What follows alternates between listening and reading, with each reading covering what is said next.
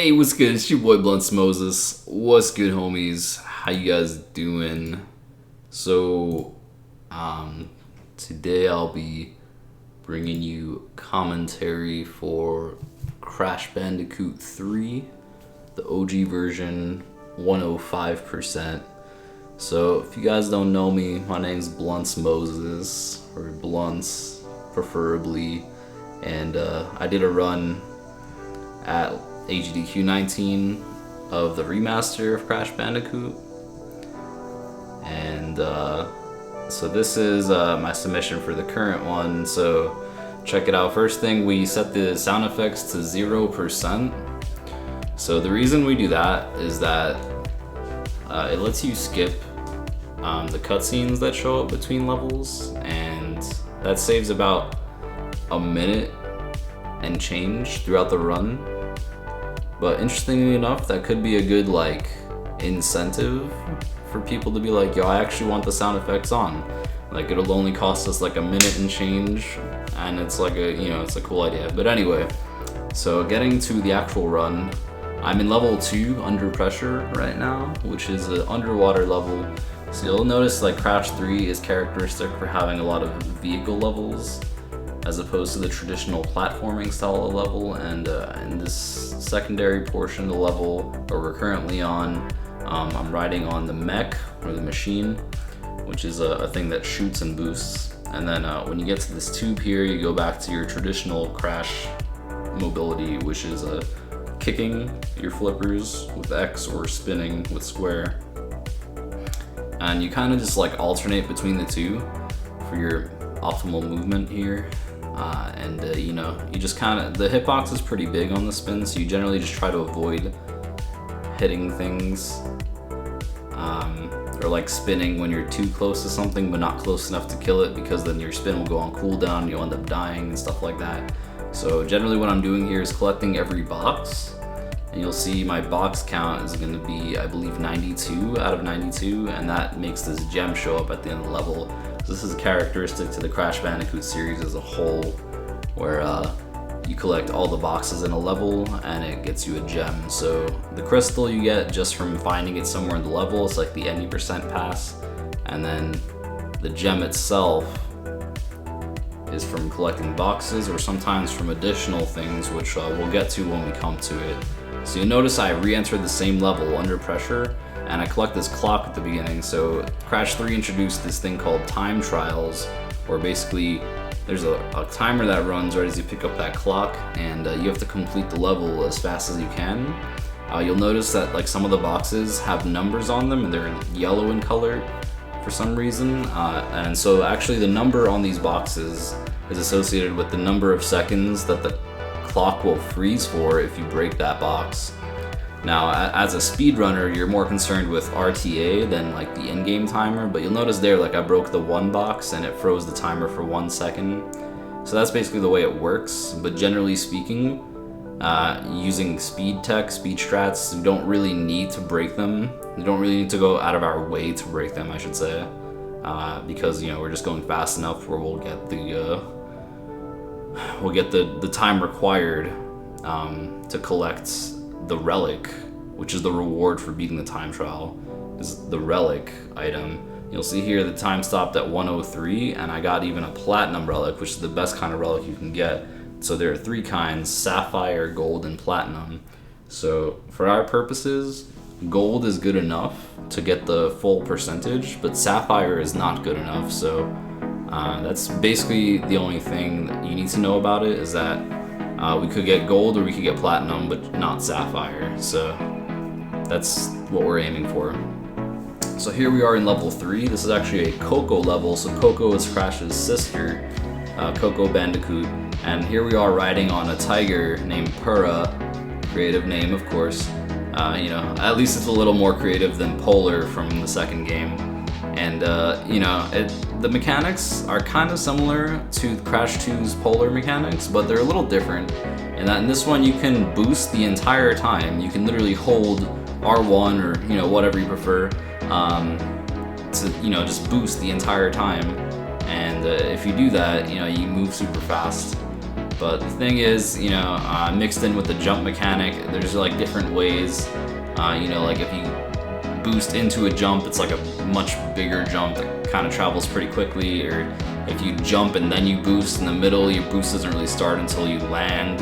So like, you know, there's like all these tiny optimizations that go into it, but more or less what we're trying to do is just have the optimal angles that we travel on to have the shortest overall distance to go from point A to point B, which is, I guess, a general premise of speedrunning as a whole, but it definitely applies very strongly in these levels because there isn't much else to really focus on. I'll get more into it, but see, we got all the boxes, we got the crystal, we got the gem. So we're gonna go back into level 3 here, and again, Crash falls on the floor and Coco goes in. So Coco, we're doing the level again because we're getting the relic from the time trial. Like I mentioned before, each level will have a time trial.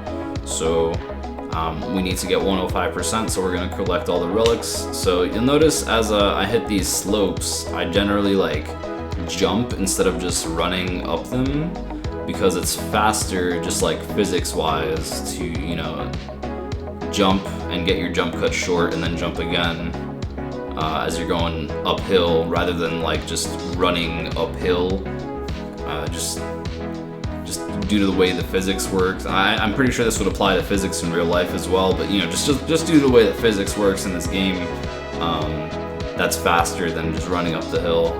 So you know, I got a bunch of the time crates. There's a trick here where if you land like perfectly off the roof, you actually like go far enough when you land here and you go right into the portal and skip that whole cuddle animation. So I did go for it, but I didn't get it, but it's just something to be aware of. There's one in the other Tiger level that'll come up later in the run too. But yeah, I went for it at least. So there we go, we got the gold relic, which like I said, is good enough, just can't be sapphire. So now, you'll notice we have this mask guy following us. His name is Aku Aku, and he's actually orange in color, which means he's at power level 2. And he goes to a maximum of 3, and I believe you'll see soon enough what happens when you get 3. But generally, this is our first platforming level. This is level 1, right? So what you're gonna see is a lot of slide jumping and slide spinning. So basically, it's not just a pure slide jump that I'm doing here, but it's actually something called a neutral slide jump, which is like during your slide, you're holding a direction on the D-pad, right? And then like before the slide ends, you let go of the D-pad entirely, so you're neutral, and then you press jump before the slide ends, and it maintains the momentum and the speed of the slide for most of the jump. So it's a pretty cool speed tech if you use it properly.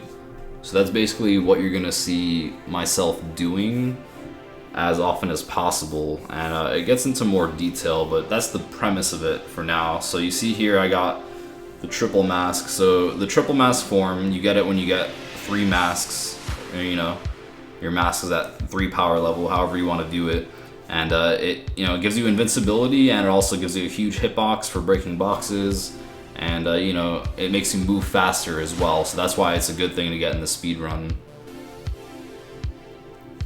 So there we broke all the boxes, we got the gem, and then we went into the portal.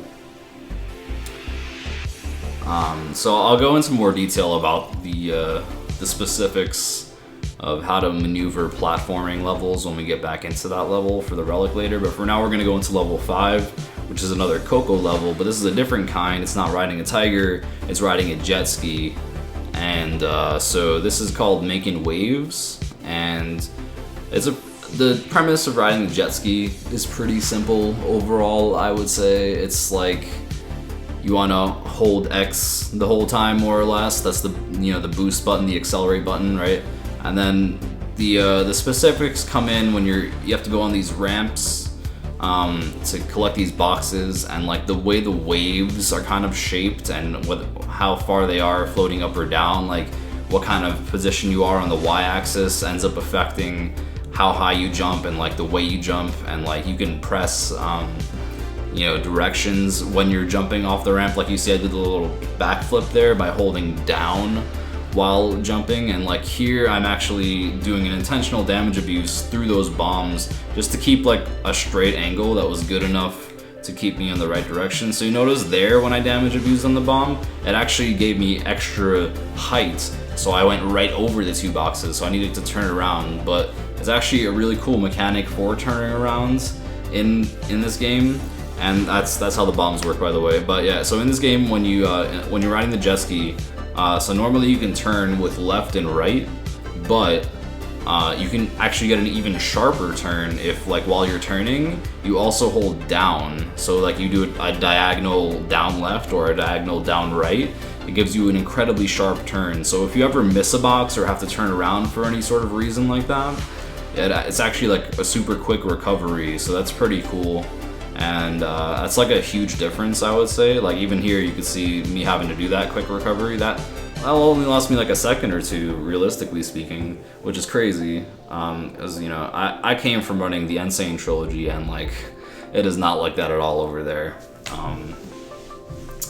But yeah, so basically the premise here, so this third box is pretty far out, so having to do the backflip as you're going off the ramp actually gives you a little bit extra distance, so generally tend to hold down for things like that. So we got all the boxes.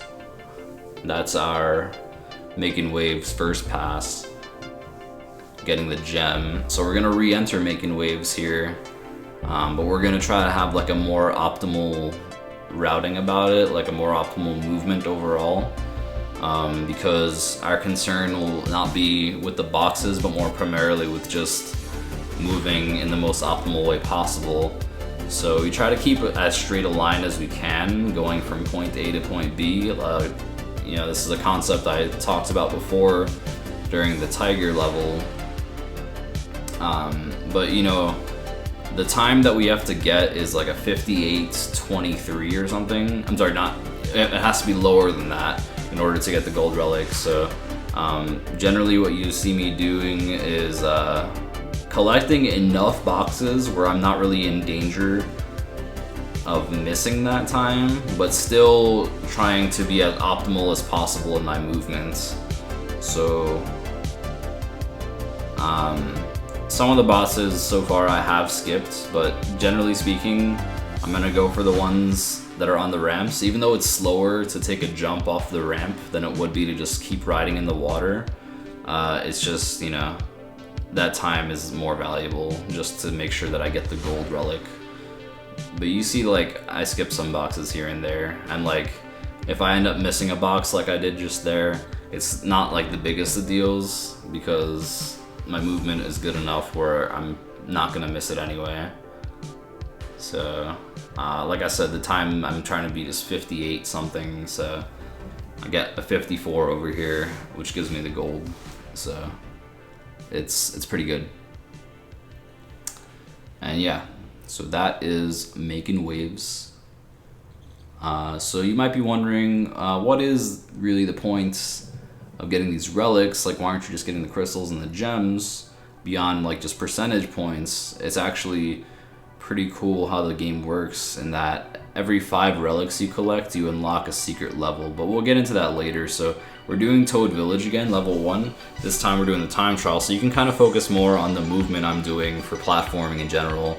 So most of the time I'm trying to do these neutral slide jumps, right? And I collect the masks here because I want to have 2 masks going out of this level into the next level. So even if you enter the time trial without any masks, if you collect masks when you're in the time trial, then you get to keep them going into the next level.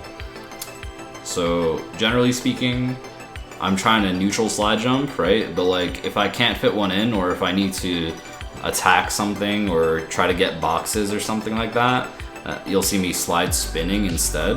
And actually, interestingly enough, it's not just that I'm only slide spinning, but the way I'm moving isn't like straightforward, but it's kind of going almost in diagonal directions, kind of like the way we refer to this general movement tech.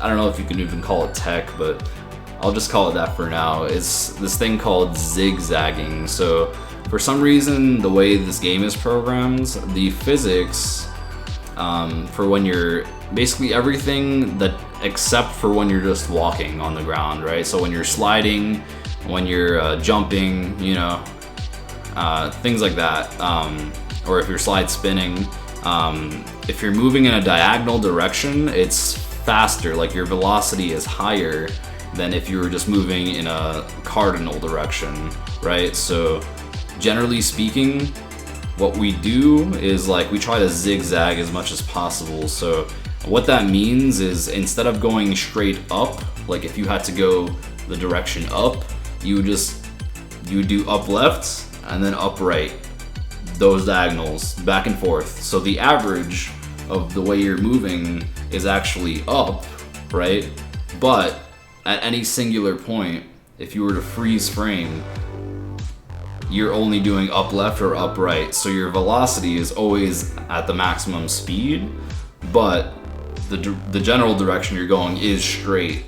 So it's pretty interesting, just the way you can kind of maneuver it, and like it gets pretty in depth depending on the circumstances and all that.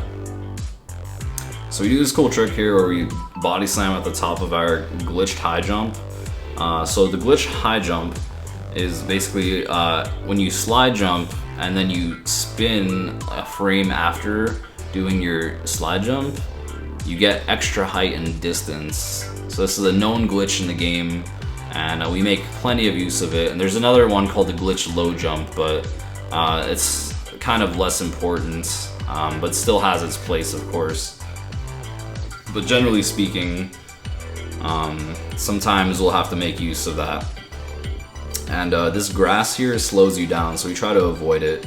And whenever I'm going downhill, it's also more optimal to be slide spinning than it is to be slide jumping, or neutral slide jumping rather. So there we go, that was Boneyard level 4, and collected the crystal, collected the gem. And now we're gonna be going into the first boss of the game, who is Tiny Tiger. You might remember him from Crash 2 because he was the third boss there, but now he's the first boss in Crash 3. And it's a pretty simple fight. You kind of avoid him as he jumps around in this first part of the phase, and then in the second phase he like sends out these lions. And there's an interesting cheese here where if you're just in the top left corner, you're actually immune to any of the lions. And then he jumps a specific amount of times. It's 5 times in the first phase, 6 times in the second phase, and 7 times in the third one. So you definitely know like when he's gonna be vulnerable for you to spin him. But interestingly enough, even if you have these 2 masks, you will instantly die if he jumps on you. So you know, you have to be careful here. Even though it's the first boss, you can definitely still die. So yeah. Another thing is, after every boss you get a power-up. So here we got the Enhanced Body Slam. So basically what that gives us is a Body Slam. It just enhances the Body Slam, so it's not really changing the Body Slam. Or it's not like giving you a new button, but it is actually changing the Body Slam. So basically like when you do Body Slam, you have this sort of AoE effect where it breaks several boxes around you instead of just the ones that you land on. So here we are in G-Wiz, which is level 6, but it's another medieval level, kind of like Toad Village, but you know, a little more advanced, a little more creative with the box formations and the enemies. And we get to you know, cruise through this whole beginning section with our invincibility. And you see me like slide spinning when I need to attack enemies or break boxes, and then slide jumping otherwise. And if you look like very closely at what I'm doing, you can kind of see me curling. Like I'm never really going exactly just straight with my slide. I'm always trying to you know, keep it at a sort of diagonal direction, because like I said before, the diagonal movement speed for sliding and a few other things is faster than just the regular movement speed. So this is a pretty cool bonus. this section right here to the right, you're intended to break that box and then come back to hit that exclamation point switch, but with the strats we do, you don't have to do that. You just kind of get it all out in one go, which is pretty nice, saves some time.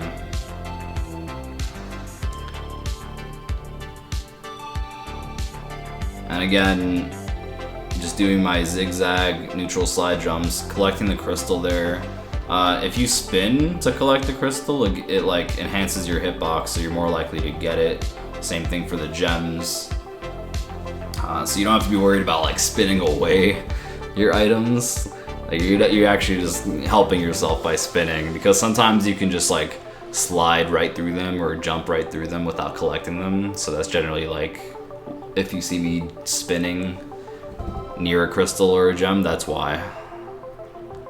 So here's level 9, it's Tomb Time. So this is actually the first and I believe the only instance of a level where I won't be getting the box gem on my first pass.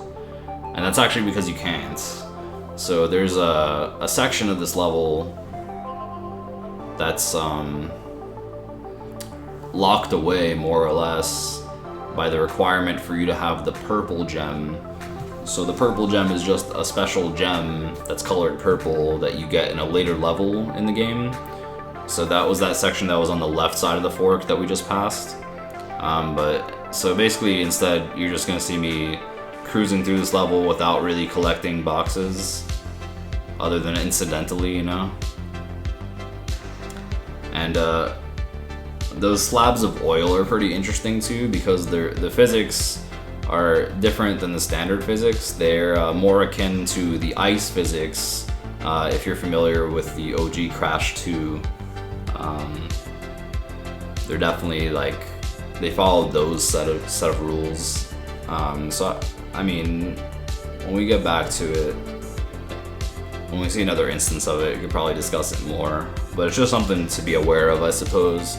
So here we are in level 7, Hang 'em High. This is the first Arabian style level, and you see me like doing a neutral side jump over there, completely skipping the trampoline because bouncing on it would be slow. And the triple mask is actually super advantageous in this level, because aside from all the reasons that it normally is advantageous, also it like lets you travel on the handrails at a super fast speed. So like just look at like how quickly I'm moving on these handrails, and like now it's run out, and you can see like I'm moving pretty slowly. So like that's like, it's pretty high priority to have the triple mask form whenever you're going on any sort of handrail section, if possible. So here's the bonus, just breaking all these boxes, just a shit ton of boxes really. Excuse my language. You know, just in Crash 3, I feel like they a lot of their bonus design ideology was just kind of like, let's put a bunch of boxes here and not really think about it. It's just like, all right, that's cool, I'll break them. Anyway, so normally when you land on these trampolines, you bounce off them, but if you spin as you land on them, you kind of negate that bouncing mechanic. So that's why you'll see me spinning on them as I land on them sometimes, or just completely avoiding them by, you know, neutral slide jumping over them, like I do in several instances. So that was Hang 'em High. We're gonna go back into G-Wiz now and get the relic from the time trial here. So the medieval levels are very forgiving, I would say, in terms of the time required for you to get the gold relic. But, you know, in any case, it's like a great place to really view the movement in this game, as, you know, I'm doing my zigzags and my neutral side jumps and occasionally just slide spinning. And you kind of see like how it all comes into place, and you see like the speed of it and like how fast I'm traveling just normally with only just the pure mechanics of the platforming itself here, neutral side jumping and slide spinning, and then like I get this triple mask here and you can suddenly see like the difference, and like I'm still doing the same movements, right, but it's just faster just because the base movement speed is faster when you have triple mask form. So it's just interesting to be able to see the difference.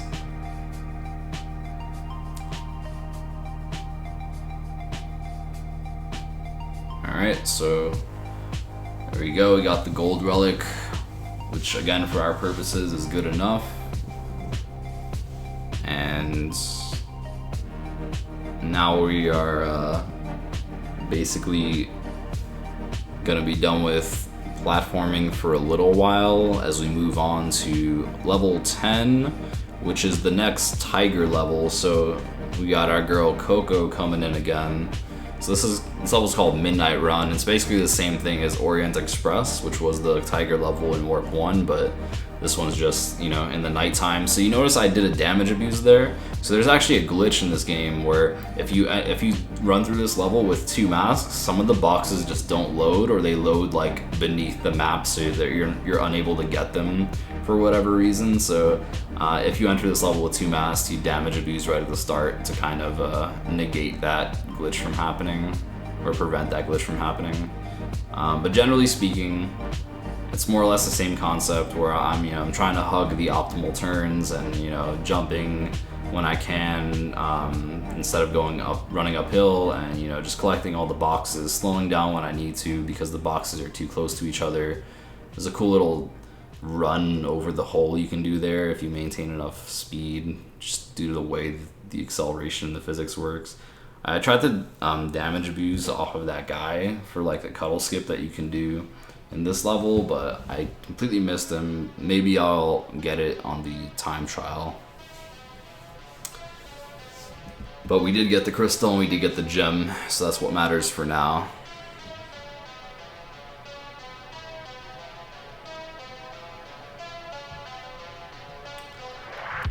Okay, so now we're gonna go back into level 10 and get that time trial relic.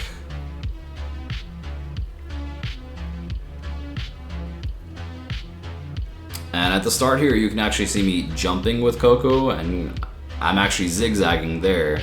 So I don't know how much attention you paid to it, but it's interesting how like even there zigzag applies, where you just, instead of just walking forward with Coco, you just jump and kind of zigzag a little bit in place. Or not in place, but you know what I'm saying, like you just apply the zigzag there, not only just when your platforming is Crash. It's just kind of interesting how it all comes together. So the relic for this level is a lot more forgiving than the relic in Orient Express, so you can skip almost all of these time crates and still get the gold relic just fine. So here, like, I damage abuse off the guy and I bounce off those flagpoles and it brings me closer. I didn't quite get the trick because you can get yourself all the way into the portal, but you can see that like I got close to it, so the concept is there anyway. So there we go, we got the gold relic, and that's good.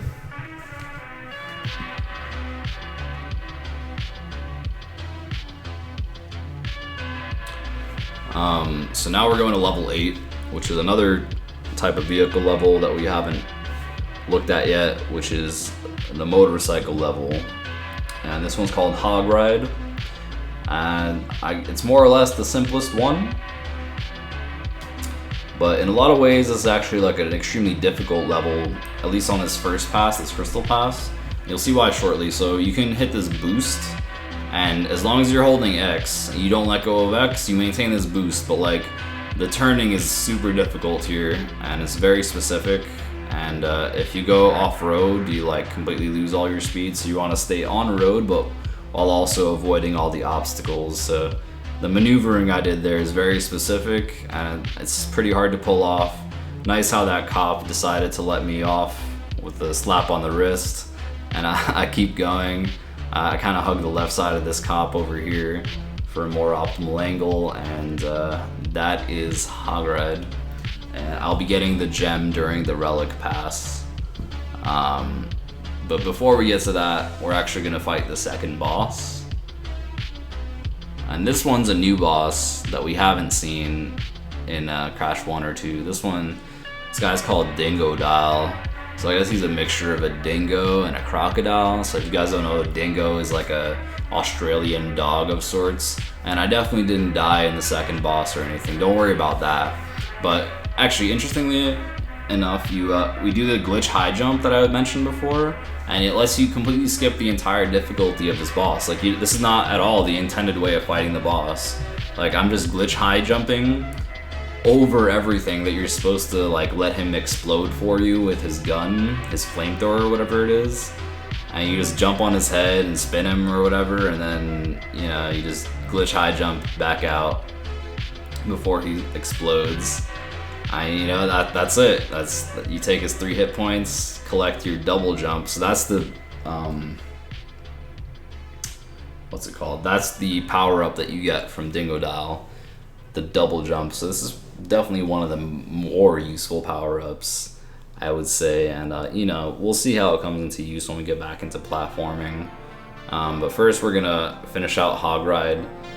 So we're gonna get the box gem and the time trial relic at the same time. So this is what we refer to in speedrunning as a one cycle, as in the one cycle of going through this level, we get both items at the same time. So simply enough, I'm collecting all of the boxes while I'm also going fast enough to get the gold relic. And this is possible just because of the way the level is set up, and the required time is just high enough, and the amount of time you save from the time crates gets you just low enough where there's a perfect balance, and you don't need to have the speed boost going the whole level in order to make it. So it's pretty nice, and especially that 3 crate at the end there, I think makes the biggest difference. But in any case, you can pick up the speed boost at the end as well, and that's basically Hogride. It's 13 boxes, get that gem, and then I believe the time 41, it says it right there on the splits, 41:43. So I'm a couple seconds off here, but it's kind of tight actually. Like you can't really make much of a mistake. So actually coming up here is the first like major trick in the run. So it's in the time trial for Hang 'em High, and basically at the end of the level there's a yellow gem, which is like a bonus gem that's colored yellow, and the intended way to get it is by entering this level from a secret entrance you unlock. It's basically considered level 27, where you unlock it by having 10 relics, but there's a skip at the end, and you'll see it when we get to it, but basically the concept here is that you go fast enough in the time trial where you can do the skip to go get the yellow gem and still come back and get the gold relic in time, So it's pretty cool. I want to say I fail it in my PB here, but I don't remember for sure. But we'll see. So anyway, we get to the ascending here.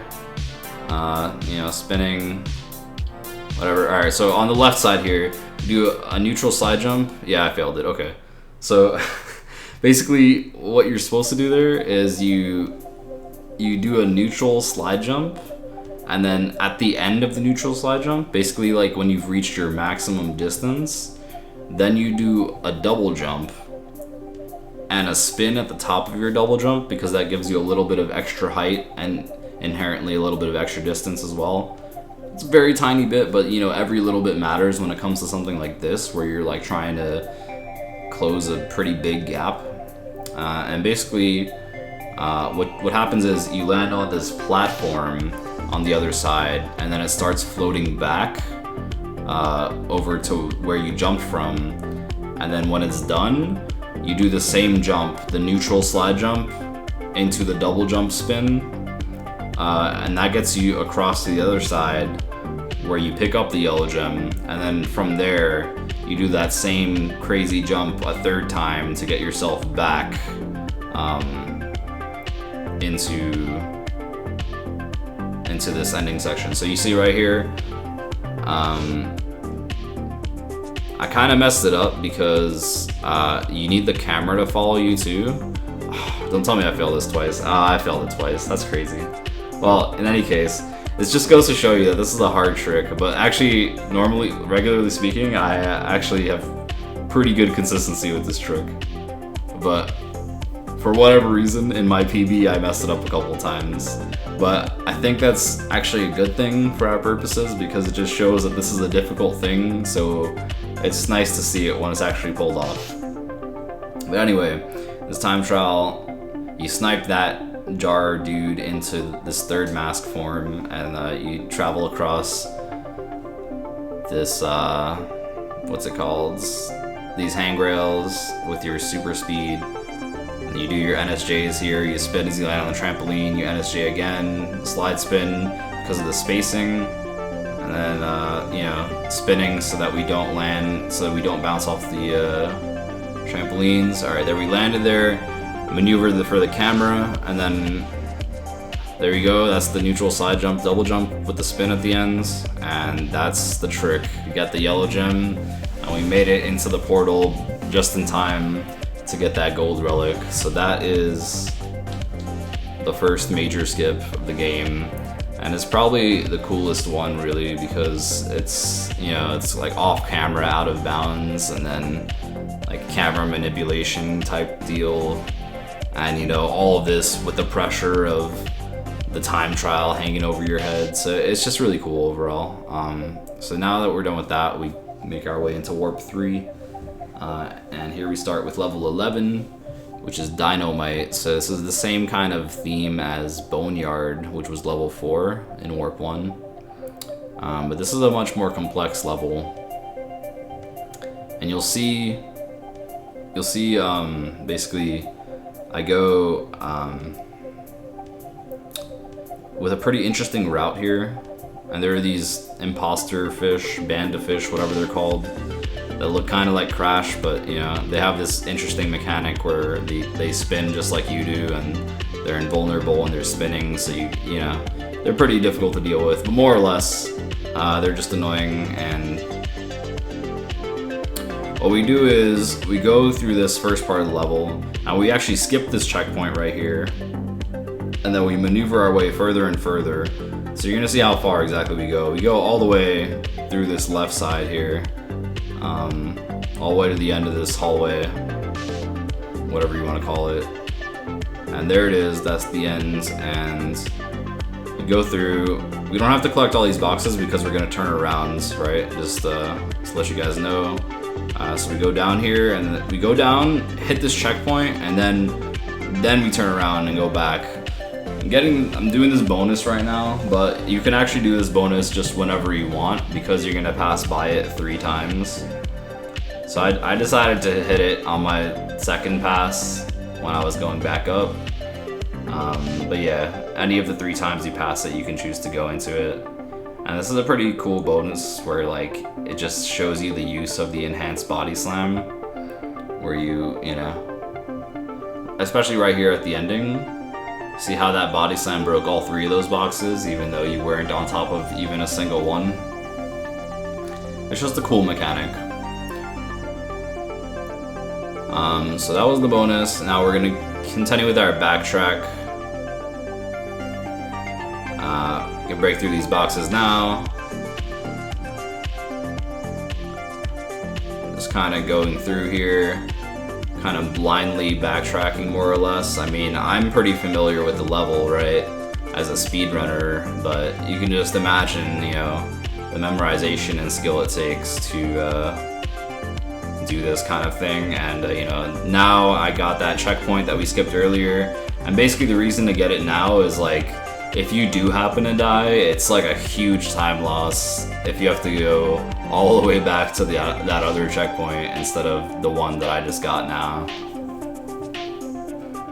because the next checkpoint isn't for like a little bit. So it's like a pretty huge time loss if you were to die for whatever reason.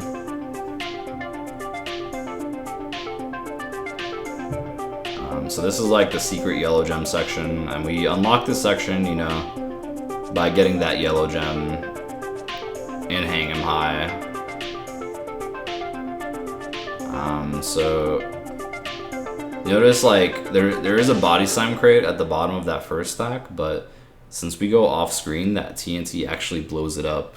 Because for some reason the way it works is when things are off screen, the TNTs are just stronger and have a bigger radius. It's just a weird mechanic. I don't like fully understand it really, but more or less that's how it works. Is like if you off screen the TNTs before they blow up, then when they do blow up, they have a much bigger radius of explosion, and they're capable of blowing things up that they're not usually capable of, like body slam crates. So it's a pretty cool mechanic to use. So we get that gem. So that's like an instance of a gem where you don't get it from breaking all the boxes, but rather by completing a secret section of a level. So there's like several of those moving on through the run, but I just think that was like one of the first instances of that happening, so it was interesting to point out. And now we're just going through the end of the level. These like streams or whatever they are, whatever you want to call them, of water, if you slide spin through them, you actually get like a boost in movement speed. So you'll see me slide spinning through them instead of neutral slide jumping like I usually do generally. So after getting that box gem, you notice I turn around and death abused, and that's because I respawn in the secret section and I jump into the second pterodactyl here, and it actually takes you to a secret level.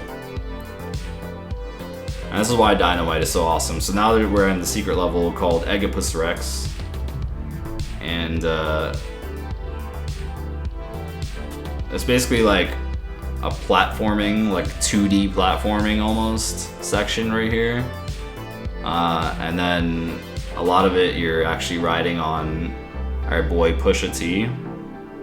Officially he's called Baby T, but I like to call him Pusha T because, you know, if you know, you know. So the tech for Pusha T is like you jump and then you do zigzag. So you notice like I jump and then like I'm zigzagging up and down as I'm holding left. And we get the gem and we get the time trial. And it's like a pretty simple level, but it's a cool little bonus level that you unlock within Dynamite. So as we're exiting Dynamite here, we're gonna be throwing up 5 items in the air. So this is a nice little section for us to chill. Probably fit in like 1 million donations right now.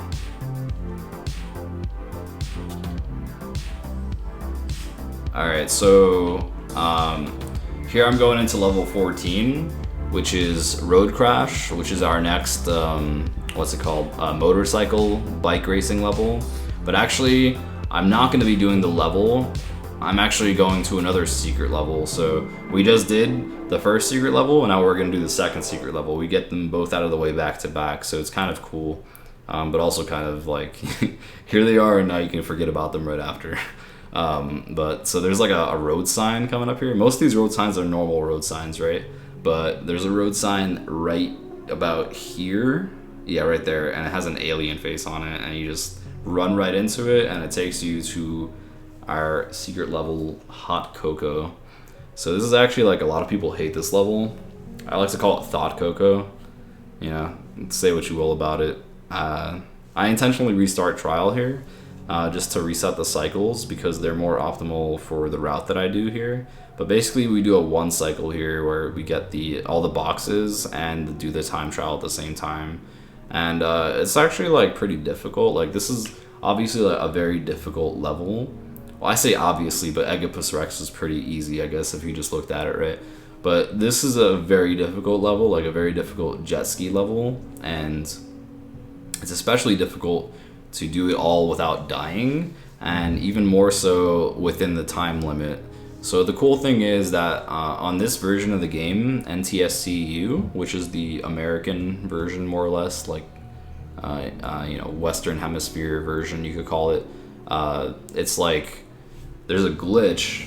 So basically, when you enter this level, Hot Cocoa, the time that it registers that you need for the time trial relics, like the Sapphire, Gold, and Platinum, it actually reads them from the last button you pressed instead of from the registry for the level itself.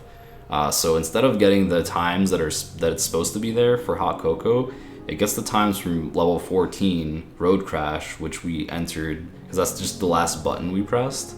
You could call it an oversight in the programming, which I guess they never like figured out for whatever reason. Maybe they didn't have enough time to test, or just went without anybody noticing. But more or less, it's really cool for our purposes because it makes this one cycle possible. Because the time for Road Crash rather is a lot more reasonable to one cycle with than the actual time for Hot Cocoa, which is like 30 seconds or something. Like, you can already see I'm at 42 right now, so like I'm only like, you know, partially through the level as is. You know, it wouldn't be reasonable to try to one cycle if it was only 30 seconds. But you can see like the route that I'm doing here for this level is pretty complex, and there's a lot of like close calls and in terms of trying to, you know, avoid these bombs. And there's a box that was underwater, so you have to like hold up as you go off the ramp to kind of dive in when you land in the water. And it's like there's a very specific complex route that you have to have memorized and like try to make certain cycles like I just made here with those bombs, you know, being in the right position. And like I go like in this very tight fit, try to avoid this shark, but while at the same time getting these two boxes, I go off. And I believe that those are the last two boxes, so now I have all 70. And you see the timer is at like 106, and the time for Road Crash is 120, so yeah, all good for the one cycle. And that's Hot Cocoa. It's like, honestly, easy to overlook, but it's definitely like one of the harder levels in the run, especially just because, you know, it's a jet ski level, and it's hard to really convey this, you know, over words, but like, honestly speaking, there's nothing quite as frustrating as dying in a jet ski level. So anybody that's ever run this game, I believe, could agree on that. It's definitely got its own level of frustrations that is very difficult to deal with. Moving on, so now we're going to be doing Road Crash, the actual Road Crash. And I'm just going to be getting the crystal on the first pass instead of getting the crystal and the box gem. So, you know, just notice what I'm doing is more or less trying to make the optimal angle, optimal turning, staying as close to the off-road as possible without actually going off-road, because if you hit the off-road, you know, it's kind of like gravel and it like slows you down a lot. So, you know, just maintain being on the road without like going too far in like a direction you don't actually need to go. So it's pretty cool, more or less. And there are some boost pads here in the level. So like here I actually intentionally choose to avoid the boost pad because of the way that the spacing worked out with the other racer. I would have went right into him, and that would have like potentially been catastrophic depending on how the interaction would have went. I was like, you know, it could have been, you know, benign if like I just rammed into him and then I stopped and then like I just kept going. Or like I could have like hit him like slightly on the side and been shot off like super far to the side and ended up losing a bunch of time. And this race is actually kind of tight if you mess up at all. So it's really not worth the risk. So you just kind of have to play these decisions by ear sometimes. But I maintain my lead by this ending section here, and this kind of gives you an idea of like the optimal movement throughout the level. Is my first crystal pass, and then for the relic, for the time trial, I'll be doing the one cycle, and you can see like it's like a more or less optimal routing while still getting all the boxes.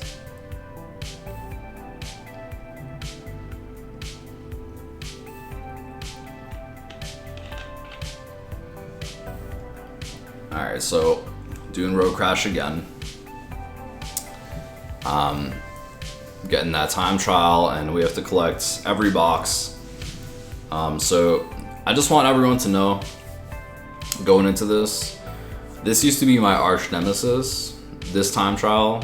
The very first time I attempted running 105%, it took me 2 hours to beat this level alone. Literally just this level took me 2 hours, because that's how hard this time trial is. So as you look at it, you know, and you want to feel some sort of way about it, just keep that in mind. This is really hard. This is just really hard. That's all I want to say about it. But yeah, so like, you know, making these optimal turns, getting all these boxes. And you know, if you end up, like, if you see yourself coming too close to an enemy racer, you either just like kind of go off to the side, which is like a little bit suboptimal, or you like slow down, which is also a little bit suboptimal. So you just kind of like pick your poison kind of thing. See, my box count is 17 there, which means I got all 4 of those boxes. That's why I usually check there. You get that boost, and then you like slam the brakes a little bit for these super sharp turns right here. And then we go and play it by ear. I had enough space to take that boost without ramming into this enemy racer. You gotta go in between these 2 cops to get that 2 box. Take this boost because it gives you a nice angle to land on that 2 box. And then, generally speaking, at this point, I'm just gonna be taking all the boosts. The spacing kind of worked out with that racer that I just passed. And you know, I want to make sure I get that box. That's the last box, so I should have all 25. And again, the time to beat is 120 for the gold, so this is actually like a super good pass. 118 is like a really solid road crash for me anyway. The plat is like 117, if that gives you some sort of frame of reference.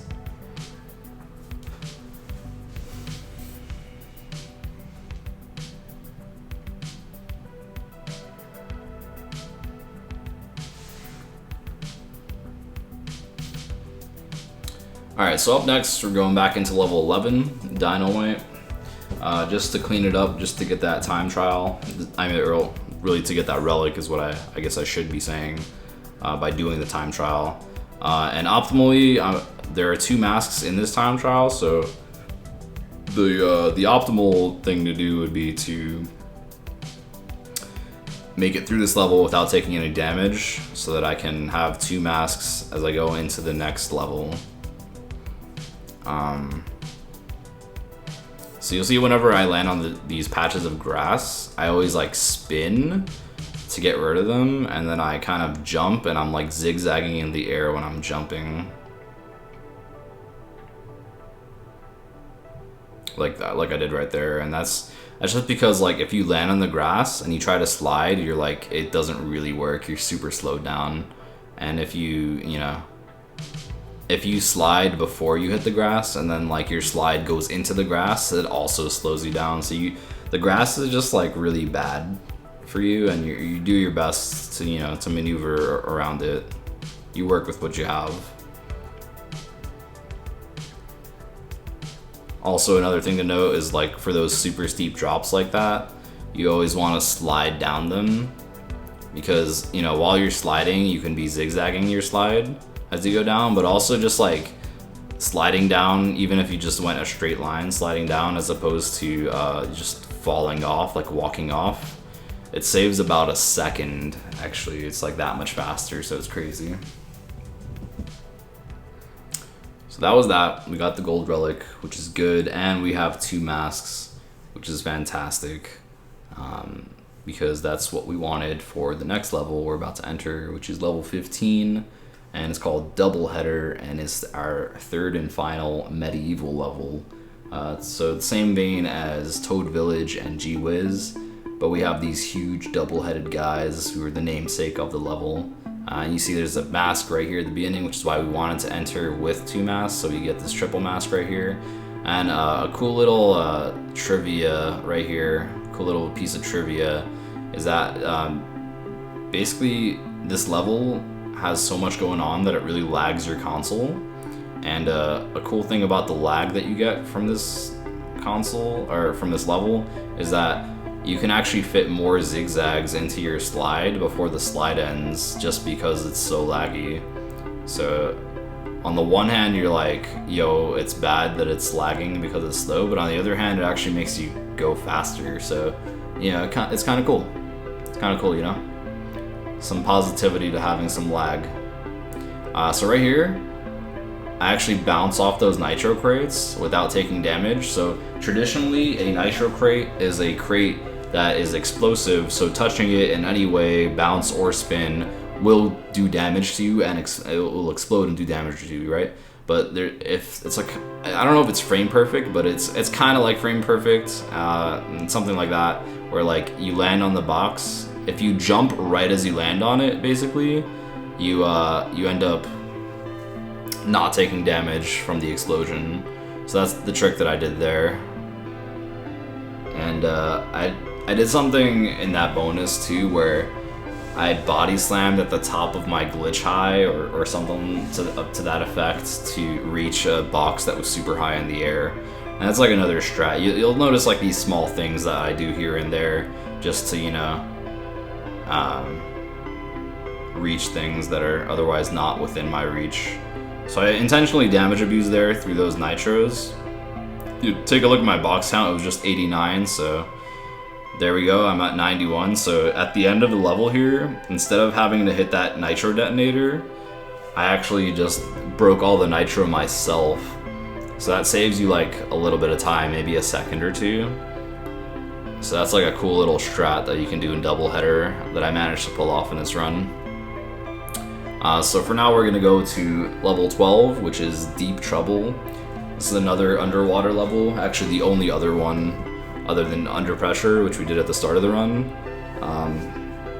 And right away we start off on the mech.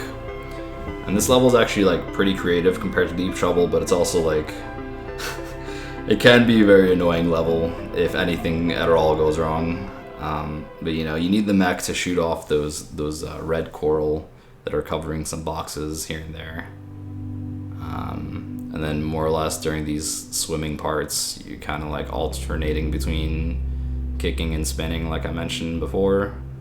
Now we have like all these extra obstacles to avoid, like those whirlpool things and you know, just more sharks, more blowfish, pufferfish, whatever the fuck they're called.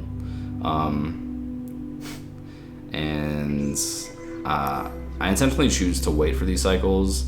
I'm sure there's like some god cycle where you can, you know, damage abuse through some of them and then, you know, just make it through others or whatever, but it's probably not like a huge difference. And like I still made like a decent cycle right here.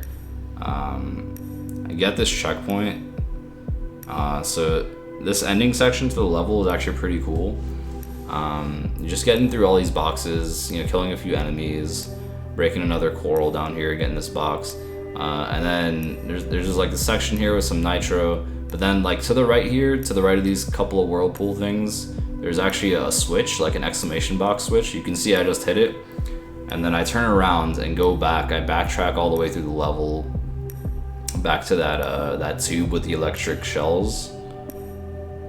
Again, I'm not sure what the official terminology for them is. And it actually, that switch actually unlocked this box, those boxes here. So we get to enter this secret section, and basically just a section with a bunch of obstacles, man. There's like a bunch of nitro and sharks and, you know, whatever you like. There's this huge stack here. So here we actually use that mechanic I mentioned earlier where you go far enough away from the TNT after triggering them so they're off screen and they have a bigger radius, and that ensures that it breaks all the boxes. And you know, this ending section finishes off with that red gem and the box gem. So we got our crystal, we got our box gem, we got our red gem. So that red gem is going to become useful in a little bit, but you know, just keep it in mind, we have the red gem now. So now we go back to level 15, doubleheader, to get the time trial. So the reason for this routing is that you know, optimally we can take 2 masks out of this time trial, and we'll use that to our advantage entering the next level after this. You see there, I kind of like avoided getting hit by the nitro explosion. So like I know I stopped moving, but like I figured that was worth more. Saving the mask was worth more than like continuing movement, because the amount of time that the triple mask would save me later is more than the amount of time I would save by not standing still there, more or less. So it's like these micro decisions all add up over the course of the run. So it's like these things that you kind of learn with experience. And again, I was mentioning before, this level's super laggy and you can get like more zigzag into your neutral slide jumps, or just your slides, you know, jumps in general, right? So I do my best to make that happen, but I think like that jump at the end is probably my favorite, really.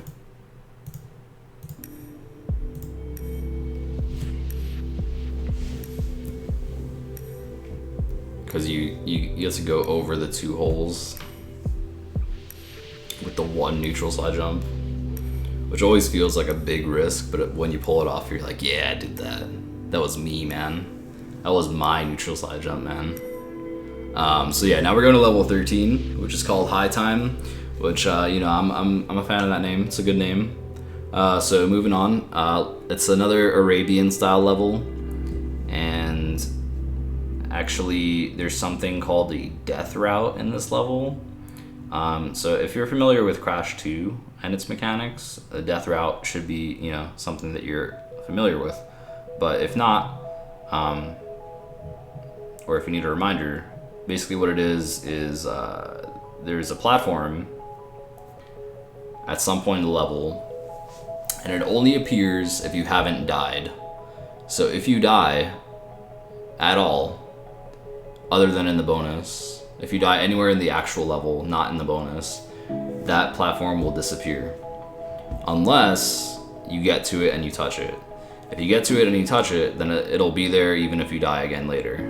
But generally speaking, that's why it's called a death route, because you have to like not die for it to be there. And interestingly enough, for the speedrun, I actually won't, it won't even actually matter that you know, that it's a death route, so you shouldn't die, because I'm actually not gonna be doing it during my first pass here. I'm actually gonna be doing it during the time trial, so we're just gonna skip the death route for now. And we'll get to it later, but the concept of death routes is still good to know, because it'll come up again in the run. So that was our that's an interesting box there. It just slid right through it and it decided not to break. It's like, alright, dude.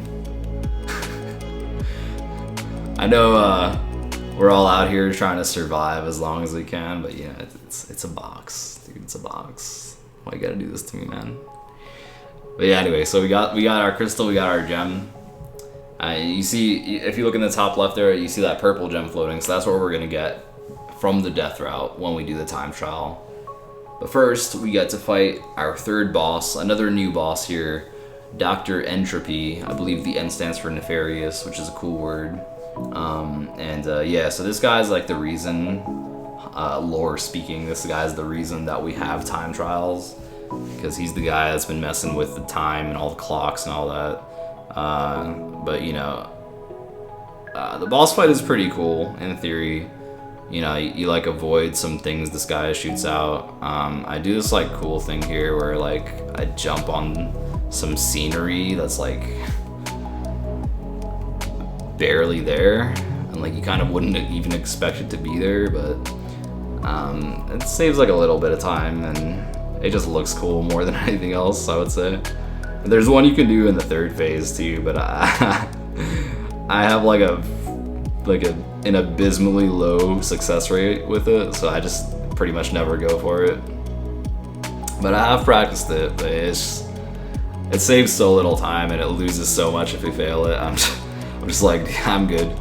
And you'll notice like hugging all the way down, like you're immune to some of those lasers for some reason, which is pretty funny to me. Yeah, it's a pretty simple fight, more or less. And then The power up we get from this guy is the Death Tornado Spin, which is actually like really cool and a pretty unique power up, I would say. Like in video gaming in general, there's not much that's like the Death Tornado Spin. So I would say this is like one of those things that Crash Bandicoot has like a unique hold on, where you're like, yo, that's actually pretty cool, man. And like depending on, you know, the game, like different Crash Bandicoot games pull this power up off differently, but yeah, we'll see it here and there. So now we're doing the time trial. So this is another 1 cycle. This is like one of the more advanced 1 cycles in the game. So like you wouldn't, if you're a new runner, you wouldn't be going for this. You know what I mean? Like that's what I mean when I say it's like it's an advanced 1 cycle. And there are like 4 advanced 1 cycles that I'm thinking of right now. So this is the first one that we're experiencing in the run. And actually 2 of them are so advanced that I'm not even going to go for them. But so this is one of the 2 that you will see, and I'll mention them when we get to them, because maybe by the time GDQ rolls around I will actually be going for those other ones too. But anyway, so you notice I went to the death route here, and basically the whole idea in this 1 cycle is like to have like as optimal movement as possible, so that you can do something incredible like this death route instead of the regular route, and while still getting there fast enough to get the gold relic. Times 104.10, I got like a 1 minute flat something. So like it just shows you like there were only a few seconds of leeway. So like it's not even like you can mess up a few seconds, because it's like if you mess up you end up getting bad cycles, so you lose like more time than you can lose. So it's really like tighter than it would seem based on the numbers alone. So now we're finishing out Warp 3 by getting the time trial, getting the relic in Deep Trouble. This is actually like a pretty simple relic, more or less.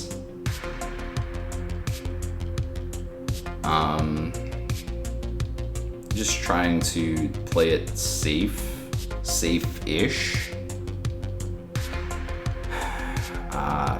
I lost one of my masks there, but there's actually another mask I could pick up in a little bit, so it's not a big deal to lose it like that.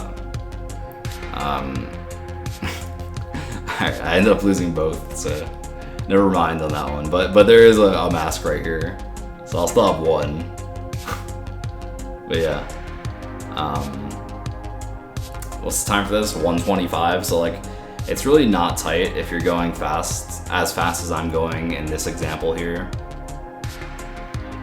And you just ride this mech, so it's kind of cool how you can actually skip through a lot of things riding on this mech at the end. So right here, instead of like shooting the nitro and waiting, we actually just kind of thread the needle there in between all the nitro boxes.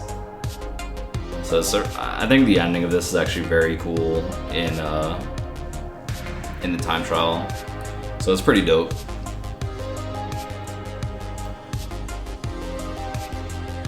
Alright, so that is Warp 3. And now we're gonna do a little bit of cleanup. We're gonna go back to Warp 1, and we're gonna go to level 4, Boneyard. And there's actually like this is the second sort of intense 1 cycle that I mentioned before. So we're doing the time trial, which we didn't do before. I don't know if you noticed, but we skipped it. And there's a route that we unlock with the red gem coming up here.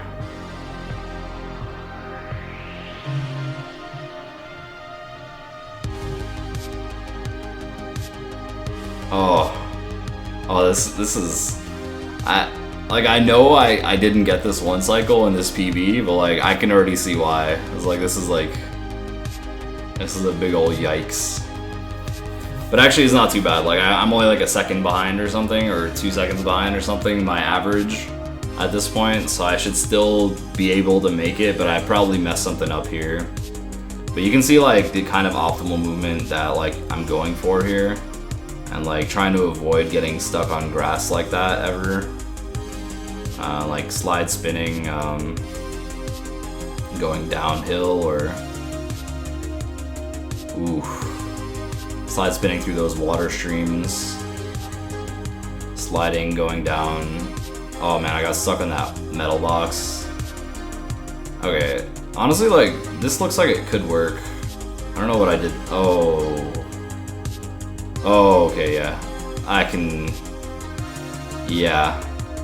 This would have made it if, like any one of those 6 things didn't happen. But I can already tell you now, it's a done deal. So, in the case where you end up not making it, because the time's 1:40:20, you just grab the gem, then you restart trial, and then you do the level, like the regular time trial, basically. Which, I mean, it loses you like a couple minutes, so it's pretty unfortunate if it happens. But if you do get the 1 cycle, you can look at it the other way, where it saves you a couple of minutes, right? So it's a cool strat. I'm pretty consistent at this one too. It's actually kind of ironic how in my PB, most of the run is pretty smooth, and then the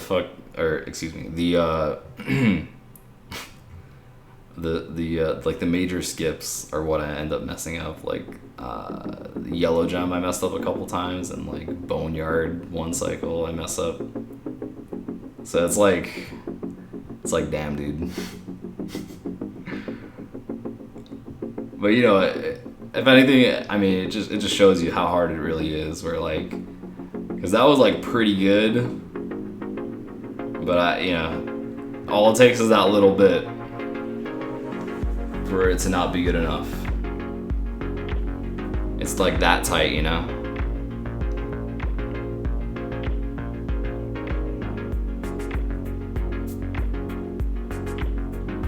Yeah, so if we just finish this level, like regular level, we get the relic.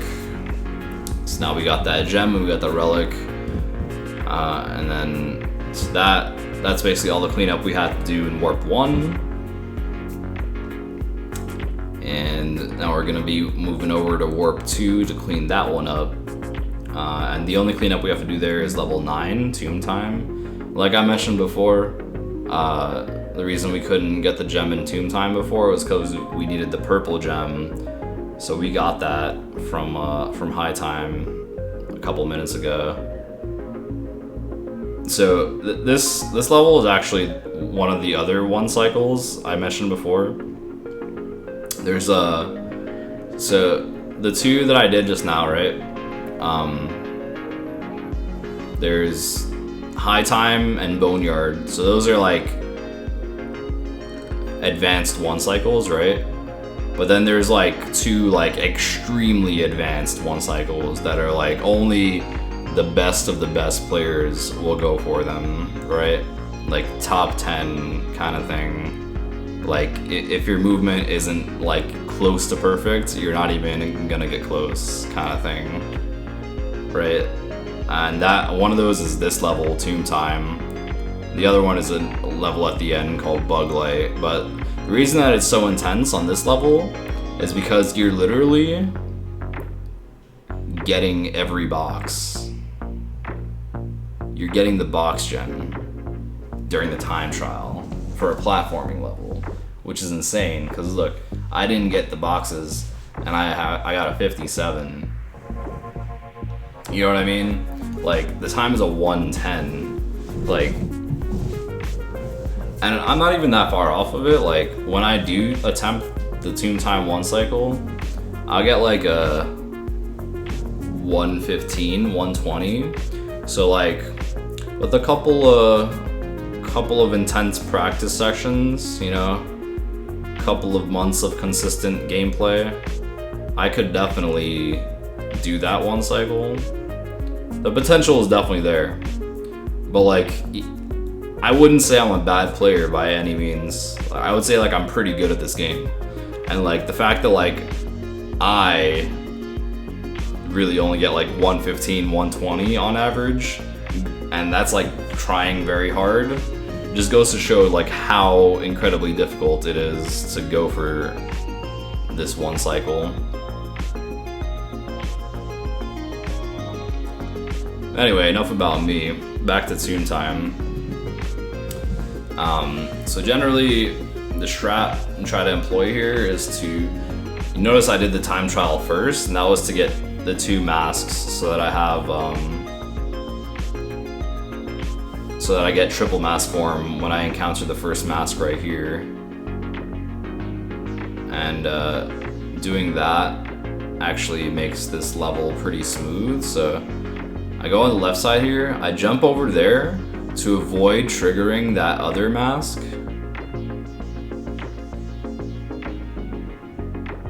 And we get those boxes, and then we turn around. Ooh, I kind of messed up by taking damage to those spikes, because I was supposed to get a second triple mask form right there on the return trip, but that's okay, these things happen. And yeah, it's bad. Oh, I so barely made that cycle. That's crazy. But yeah, so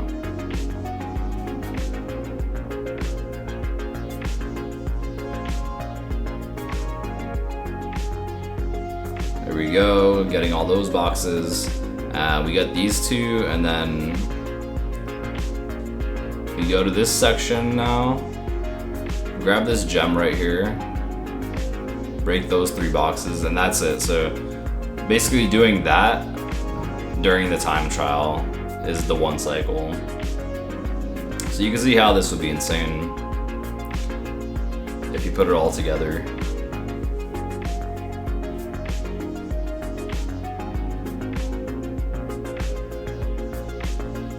But yeah, that is that.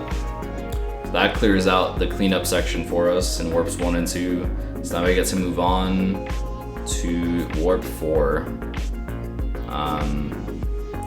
So we're gonna start off with probably the worst level in warp 4, which is Tell No Tales. So this is another jet ski level, another Coco level, and basically there isn't much to say about this level other than that it sucks. I mean, it's like this is like the pinnacle of bad level design. It's super long, and it's not very difficult. So it's really just drawn out. It's just like a very open world kind of level,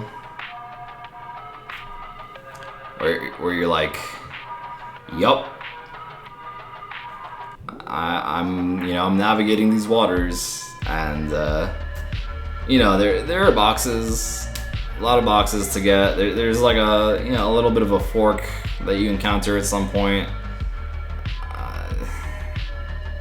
Like once you know the route, it's just a super blech level. It's just like, yikes, dude. I really don't wanna.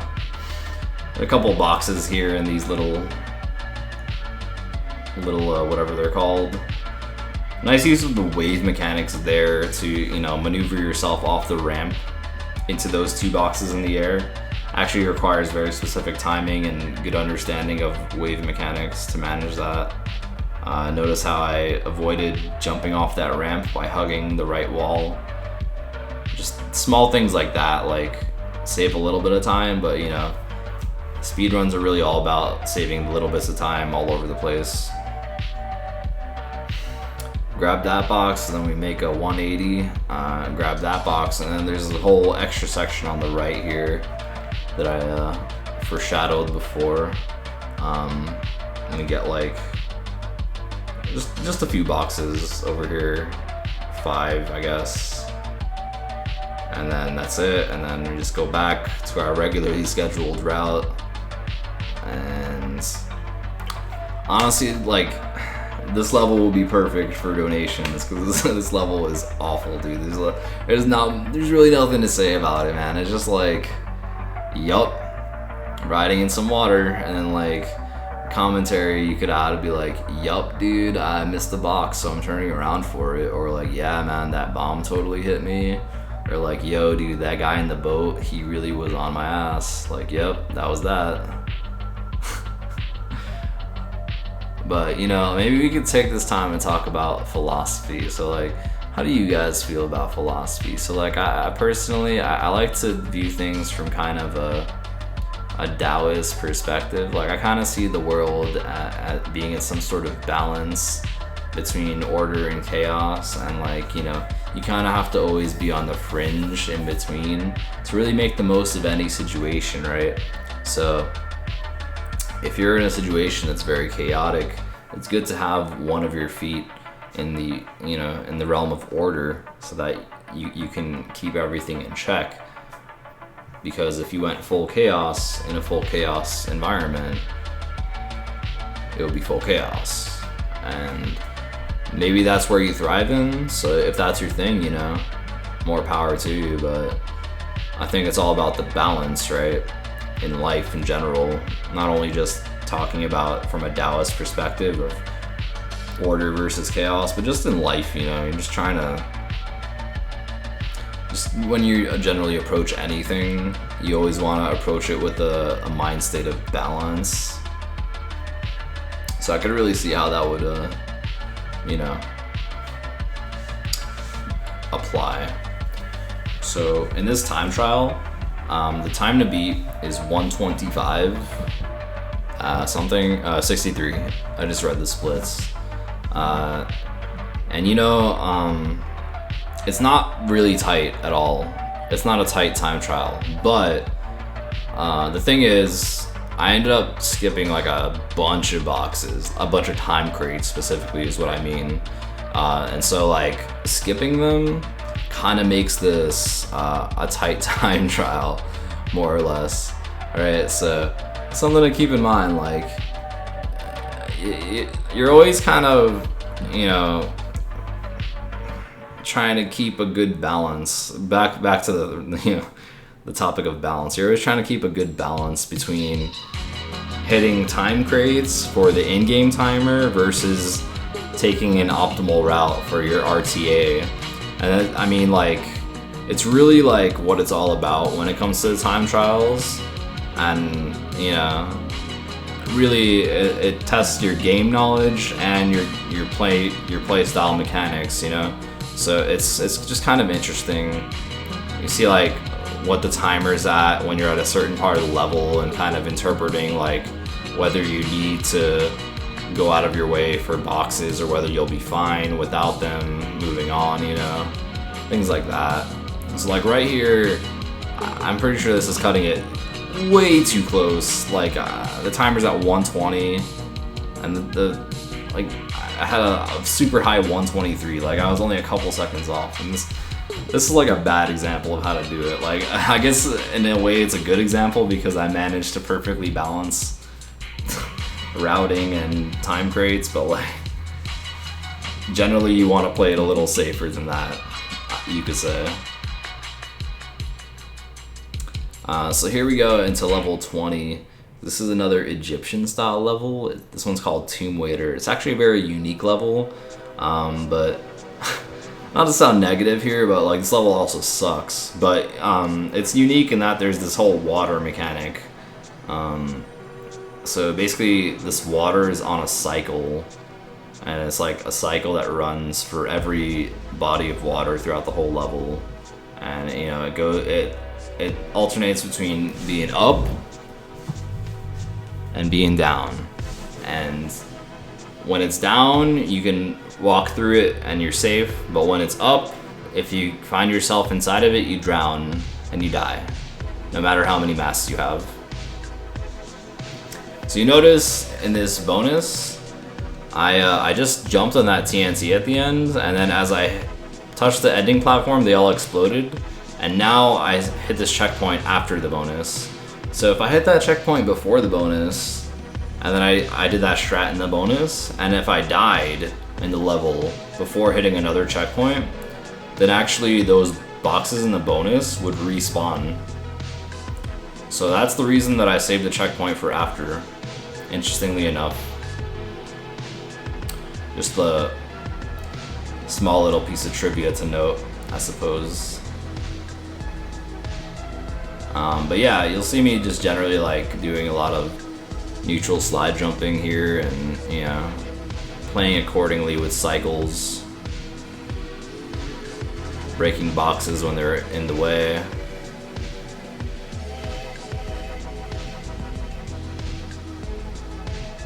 I played it a little safe here. You could just, you know, opt not to wait for that and try to break those boxes before the water drowns you or whatever.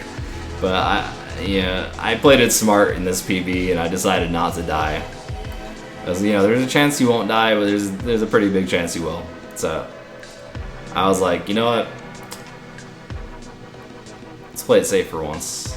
And it worked out. Hit that nitro detonator, get that gem. And that is the first pass of Tomb Waiter. You notice Tomb Waiter also has a blue gem that we will get that during the time trial. But first, we're gonna go hit level 16, which is actually another Egyptian level. This time without the water, though. This one's called Sphinxinator. They got these cheeky 4 boxes at the start that you got to turn around for, in classic Crash Bandicoot fashion. And yeah, I mean, generally speaking, get that triple mask right there. Slide spin when we're going down slopes. Neutral side jump otherwise. Hit that checkpoint. We do this nice diagonal jump over here. And you'll notice, like, the way I floated across there, I probably should have explained this a little earlier, but that's the Death Tornado Spin power-up that we got after beating the 3rd boss. So it basically enhanced our spin, so it lets you like float in the air a little bit, and like the more times you tap spin, the longer you will float in the air for. So it's like it's pretty dope, more or less.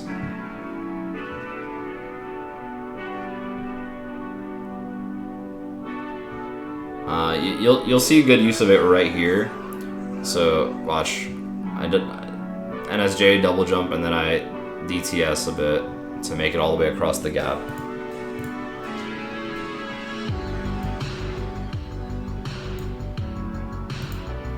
So now we go into the bonus. And I do notice the amount of masks I have. Well, just the fact that I even have one allows me to do the strat at the end where I damage abuse to break that TNT and the body slam crate all at once. If you don't have a mask and you know, just trigger that TNT and then go to and then you just exit the bonus, then again, like I said before in Tomb Waiter, you run the risk of if you die, that the TNT will just respawn and then you'll be locked out of it and you have to you know, redo the level.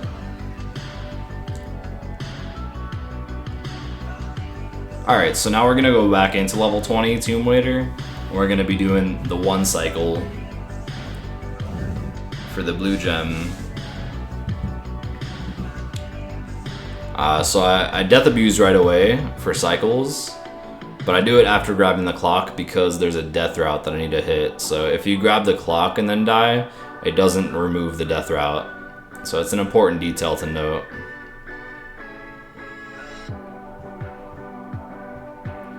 Bounced off that spiky boy and then did another NSJ, slide spinning through here before the cycle messes me up. Bounce off that scarab, make it through.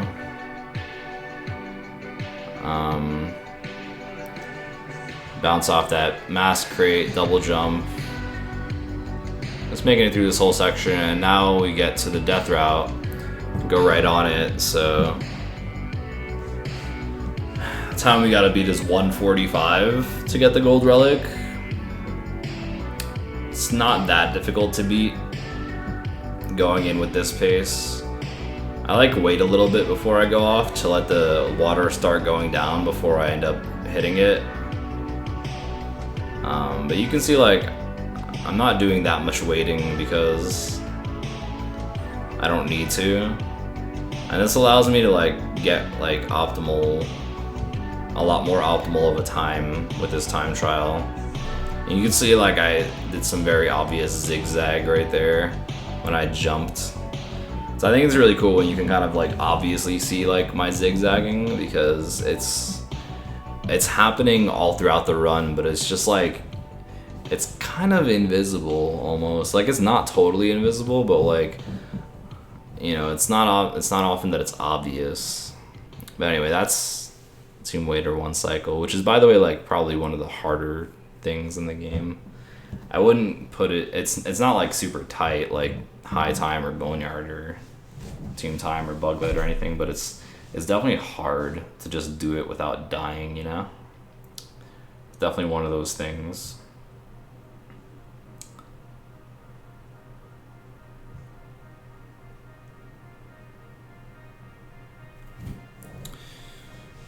So now we're doing another 1 cycle here, but this one's a lot less like intense, you could say.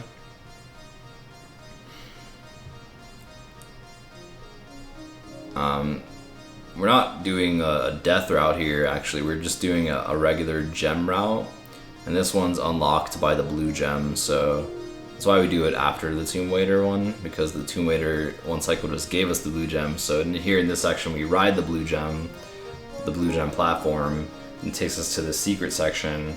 And here there's a bunch of oil. So here we really get to appreciate the oil physics, ice physics from Crash 2. And you can kind of see the way it works.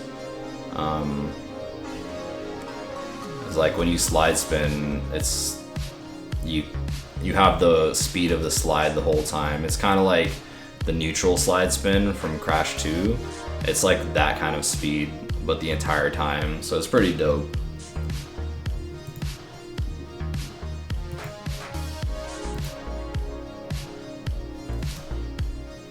So we get that gem at the end, and we get the gold relic. We 1 cycled that. Pretty cool.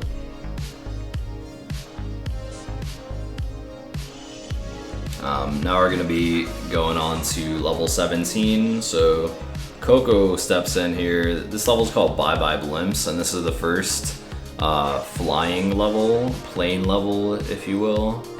And basically what you do here is you shoot an objective enemy, large enemy ship. In this level is the blimps, and that's the main objective of the level, is like to shoot down the 7 blimps. And like we're also getting the boxes. So there's like a specific route it's been tailored to optimally get, you know, the boxes and the blimps. And you know, I'm also like doing like barrel rolls, and that's the main benefit of barrel rolling, is to avoid taking damage from the other enemy ships that are flying around, because the blimps aren't like aiming at you or shooting you or anything, but those little guys that are flying around, those fighter jets, they are. And if you barrel roll, it like lets you avoid taking damage from them in a lot of instances.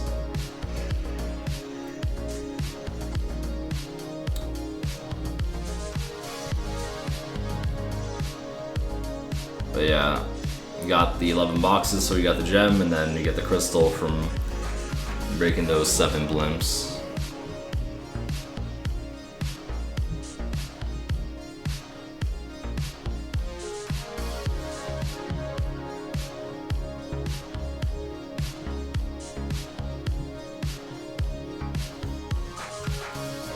So now we're gonna re-enter level 17 here.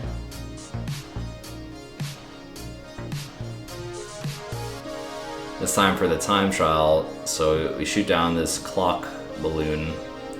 And interestingly enough, the routing for the time trial is different than it is for the box pass, and that's because this routing is taking into account that we're only going for the blimps instead of the blimps and the boxes. So we kind of have like a more optimal way to shoot them all down, because we don't have to worry about the boxes. And you can kind of see like myself moving up and down on the y-axis to kind of line myself up better, or line my shot up better, I should say, with where it's gonna end up hitting. So yeah, just to kind of kill the enemy blimps faster.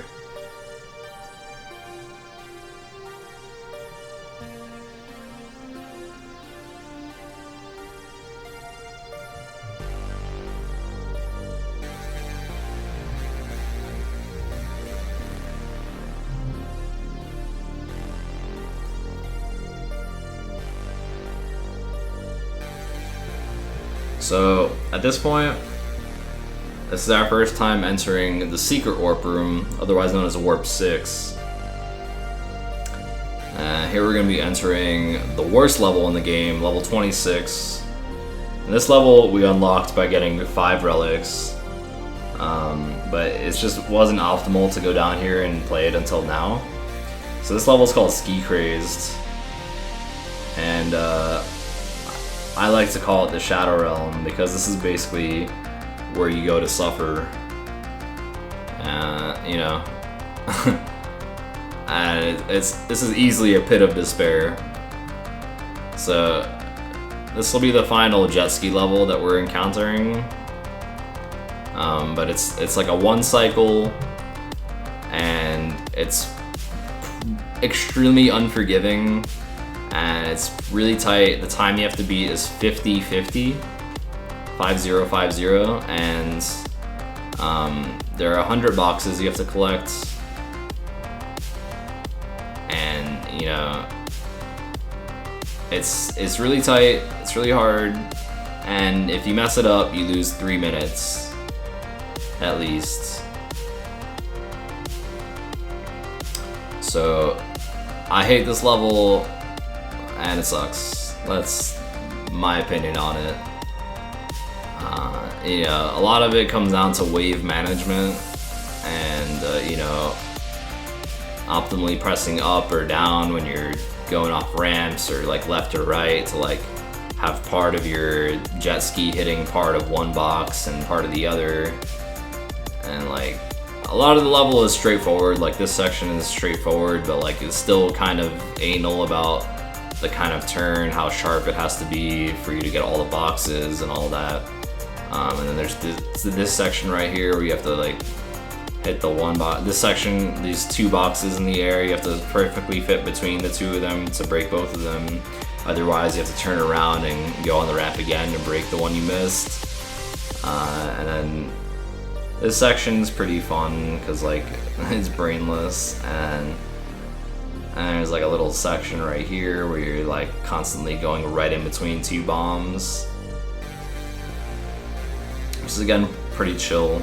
But I think this section that we're coming onto right here starts off with the 2 boxes next to each other, and then this section right here, these 4 boxes in the air, you gotta like hold down to backflip to get them, and like if you miss any one of those 4, it's just like it's so bad for you in terms of time loss, and it just makes it ridiculously tight, and it's all the way at the end of the level too, so it's just like your worst nightmare. But that's the 1 cycle, that's Ski Craze, that's the Shadow Realm. It went well in this run, so I'm thankful for that, but like it definitely has a lot of potential to not go well.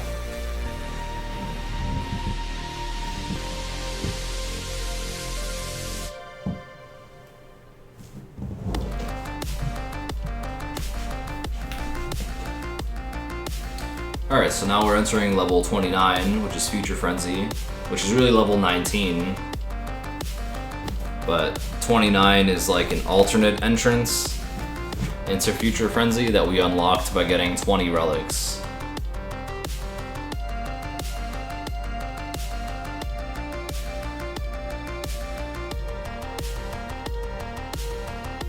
And so this is like the first time we're encountering this style of level.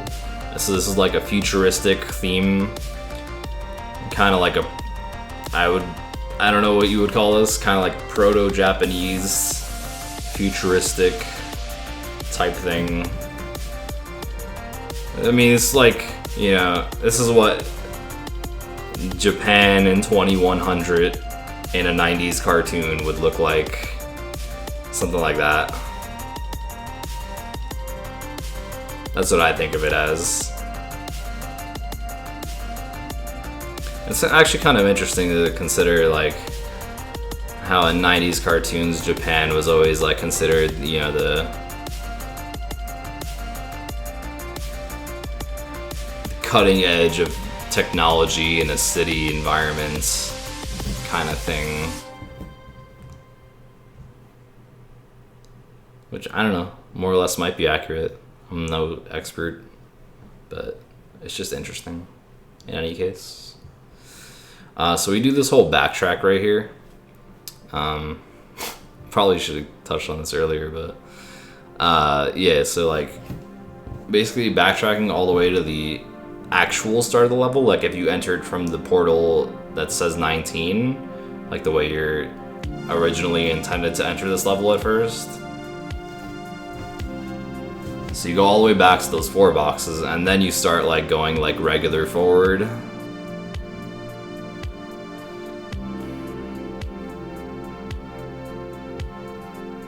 Make use of our enhanced body slam to break all those crates, and now we kind of traverse the level in the intended direction.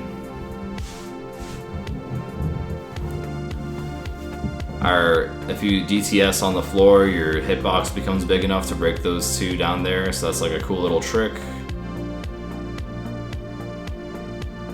And then here we kind of see like some very optimal platforming, using NSJs when we can and slide spins when we can't.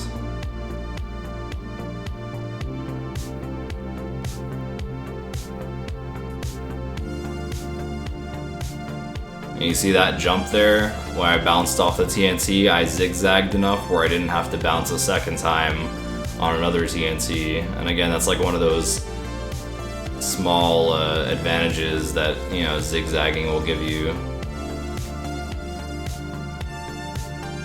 Cool little bonus where you get to use your mechanics and your power-ups,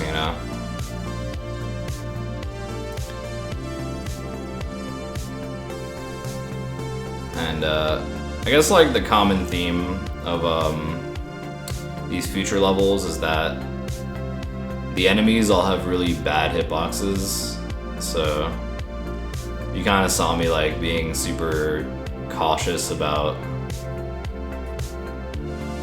Oh, I remember this. This was like, so the hitbox is not only on the enemies, but on the basically anything in these levels is pretty bad, but especially the enemies. Like this one, people call it a B or something for some reason. I don't know what the official name for it is, but it has like a huge hitbox, especially when it switches from inactive to active, and like those spiky things and those flying saucer dudes. Like, all the enemies, they just have pretty bad hitboxes that you don't want to mess with. And on that note, now we get to fight the 4th boss, who's Dr. Engine.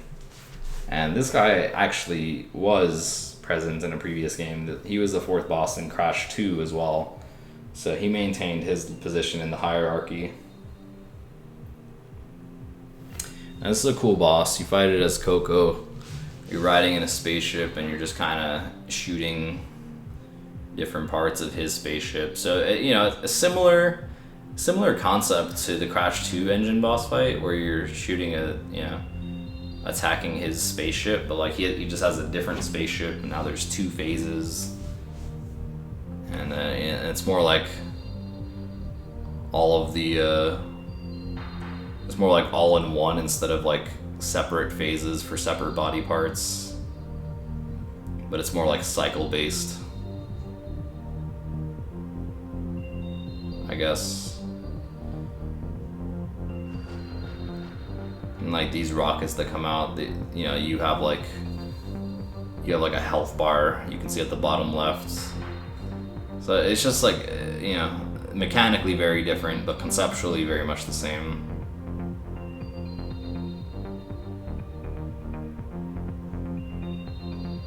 So that's the engine boss fight, pretty dope. And that's the last we'll see of Pura. Goodbye, Pura. Thanks for your help.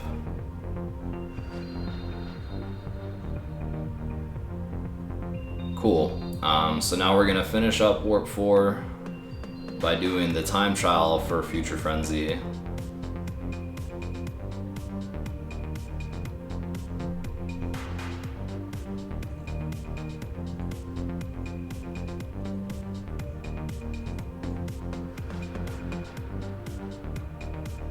So, you know, just minor details to note.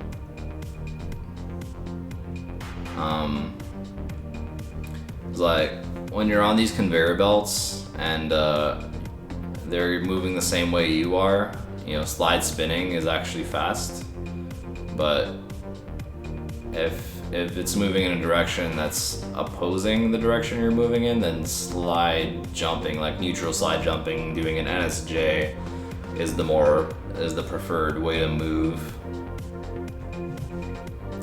That's kind of like a minor detail that like, but I guess, you know, it's those minor details that really matter when you're trying to understand what the runner is doing.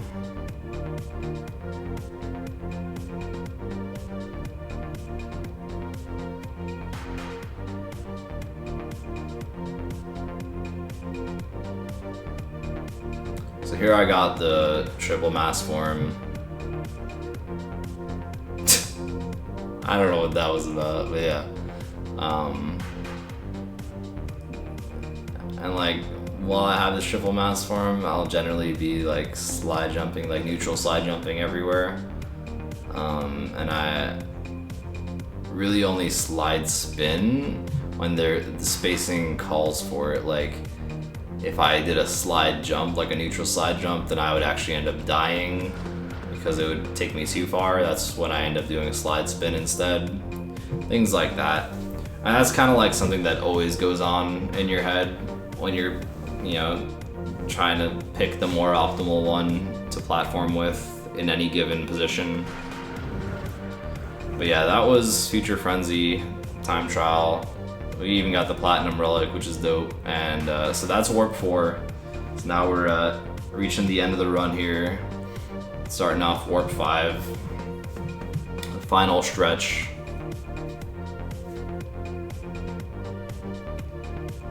Here we are in Flaming Passion, level 23. This is the last of the Arabian levels. And this is probably the first instance, and maybe the only instance, of a death route that we're actually doing it the proper way, where we're actually concerned about not dying, because if we, we're actually doing it in the box pass instead of during the time trial, so we actually have to not die. And there's a cool trick we do here. Do like a slide jump, double jump, spin, and then body slam. It's like right here. Yeah, there we go. And it gets you up from the underside of the trampoline. Bazooka, that box. So Bazooka was the power-up we got from beating Engine. I didn't mention it before, but it has like a few fringe case uses, and that was one of them. Metal checkpoint, pretty cool.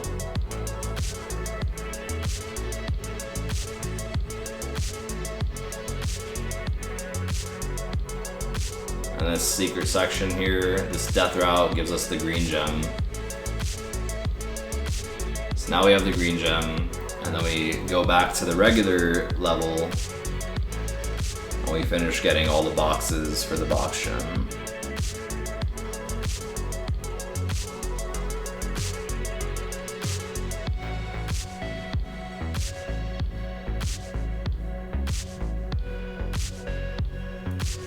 Go into this bonus. So there's a few ways you can do this bonus, but you'll mainly notice that there's like a bunch of nitro in this bonus. So they intended you to shoot them all with your bazooka, but instead we do like nitro bounces or damage abuses to get through most of them because it's faster than using the bazooka.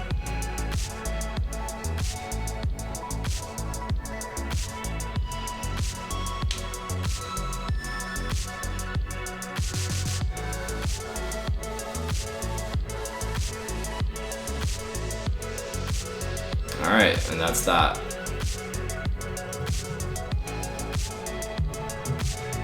Pretty dope. Pretty chill level.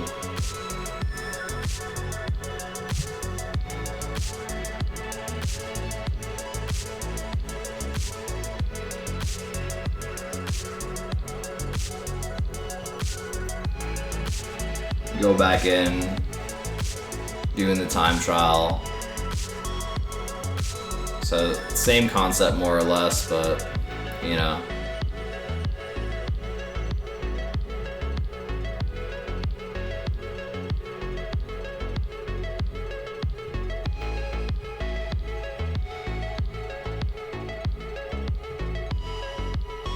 We don't have to worry about all the boxes. But actually a cool aspect of the time trial is that we do get the triple mass form right here. And it's like a pretty cool level to have triple mass form in, I would say.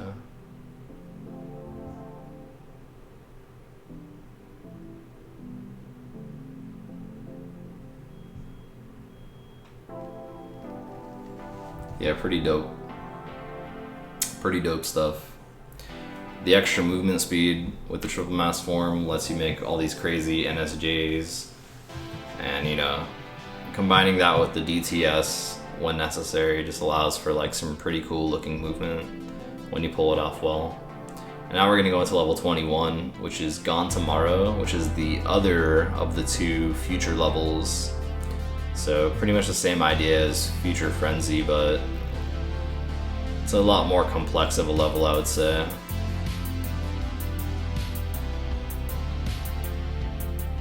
So we start off getting this triple mass form right here.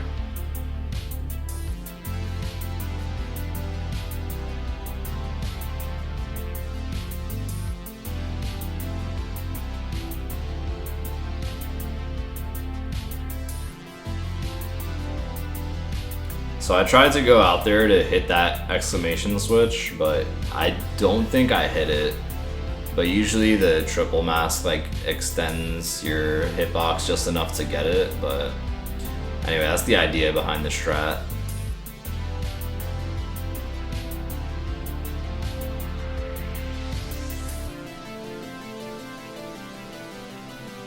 So a lot of these boxes, you'll notice like I'm not hitting them, and that's because I'm gonna end up going through this section a second time later on.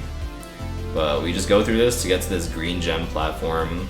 So we just got the green gem in Flaming Passion, which is the level we just did for this. So it just unlocked this section for us. Check my box count to make sure that all 6 of those boxes exploded when I hit that TNT. Ooh. I had a feeling I would die there, but it looked close.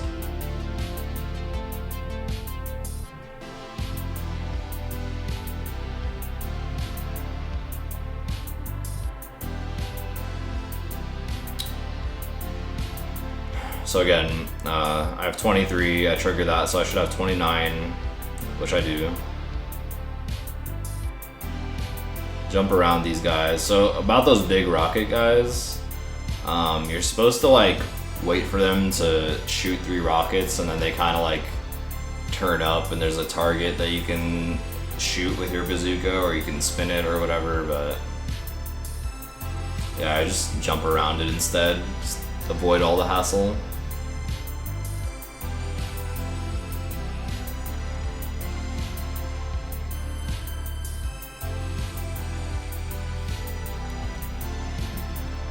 So now we're kind of backtracking a little bit. So ideally I would have just spun that exclamation switch before I went back here, but I kind of forgot about it.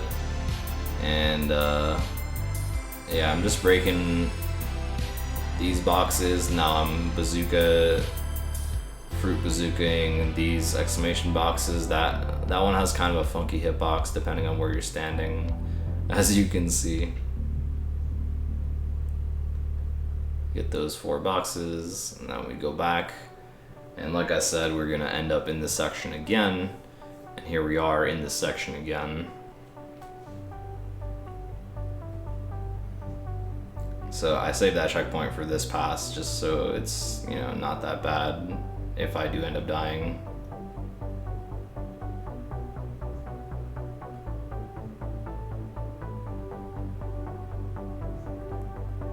Now we go to the bonus. Do some cool spin bounce off that TNT. And a nitro bounce off the nitro. Bazooka those. Would damage reviews if I had a mask, but I don't.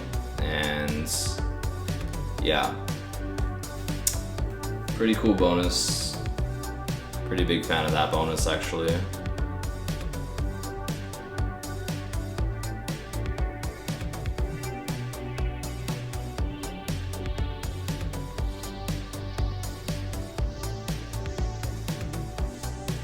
Bouncing that box down there. And 81 out of 87 is the correct box count because there's 6 in this final section here. 3 right here, and then 3 by this spiky thing at the ends, right there. I just gotta avoid our big robot friends. And that's that. That's gone tomorrow.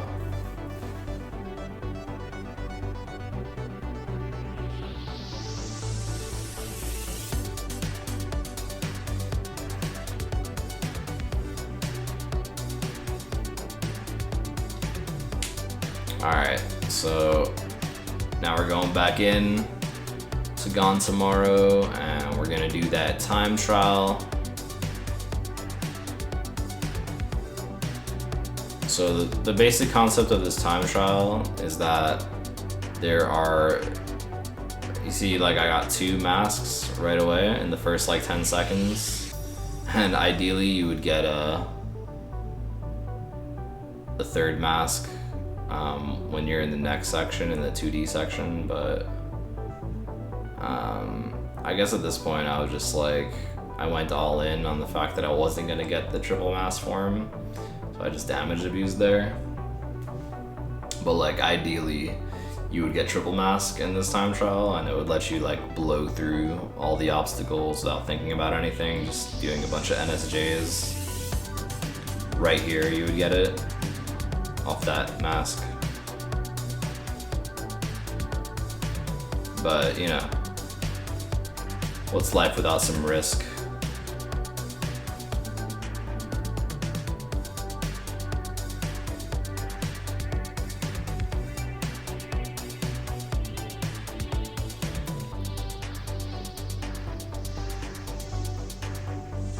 So the time to beat is 1:25:60. So I'm definitely cutting it close here with this gameplay right now.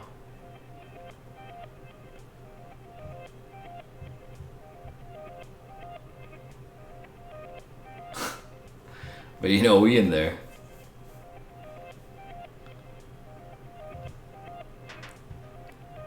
Solid 124, man.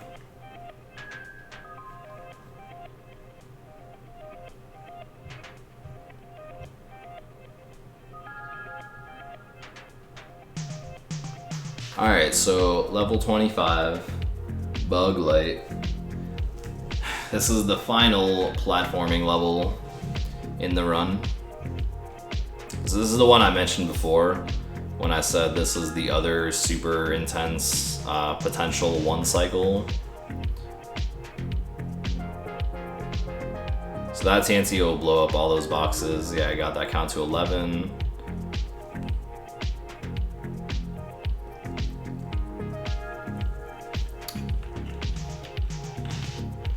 Again, just following the same rules for general movement here, slide spinning sometimes, but generally trying to NSJ, neutral slide jump, when I can. So I hit that checkpoint and then I turn back around and I go on this blue gem platform. So this blue gem platform leads to like a super, well, it's not that intense, but like it's supposedly a very intense section. It calls the 5 gem route because you need all 5 of the colored gems to go through this. And so this section, you could do it in the 1 cycle if you dare, but like I said before, when I touched on it briefly, that's a very, very intense strat that requires extremely close to perfect movements for the entire thing. And if you don't have movement that's even close to perfect, you just don't get it. Like, you don't even get a chance to get it, you know? So it's like not a strat that I'm going for in this run, and not a strat I would go for until my movement is more consistently close to perfect. But in any case, riding all these gem platforms gets you to this gem at the end here, and that's your reward. So you get that, you respawn, and you get a free triple mask here. It's a pretty cool gimmick in this level. I think this is the first instance where this ever happens in Crash Bandicoot games, where like they just give you 3 masks on top of each other. But I think it's pretty cool. So this is basically, they're just like, you are supposed to have triple mask here. It's like expressly written out for you. Like, if you're not getting triple mask, you're doing something wrong. You know, that kind of thing. And again, more of this bonus design where they just stack a million boxes on top of each other. So the strat you do there, when you have 2 boxes floating and you're on top of them, and they're like, no matter what kind of boxes they are, but like, especially if they're like 2 bouncy crates, you do like a slide jump, and like the slide breaks the 2 boxes, and then the jump, you know, saves you so you don't die. But for some reason the jump just didn't come out, I guess, and like I just died. So that's why I died in that bonus just now. But like, you know, the strat was to slide jump, and you know, the slide came out and then the jump didn't, so I just died. So that's just so you understand the concept. And it's like, why did you just slide to your death? Well, you know, it was not my intention. But yeah, slide spin down the slope, NSJ otherwise, NSJ up these stairs.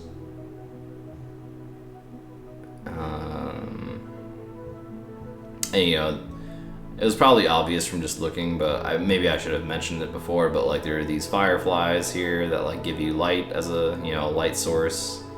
So if you pick them up, you can see. If not, it's like pretty dark.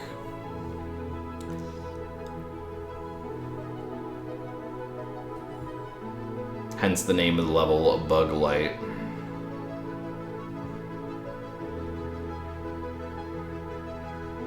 Alright.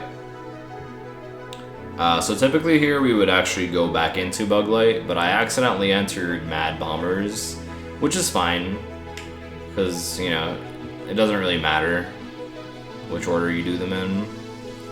So I just end up doing Mad Bombers here. So this is another plane level, another plane vehicle level, flying level. But this one you're playing as Crash instead, and your enemy big vehicle are these planes, these giant planes that have the 2 engines you have to shoot, 2 motor engines, whatever they're called. And yeah, so there's only 5 of them, unlike the 7 blimps that were in Bye Bye Blimps.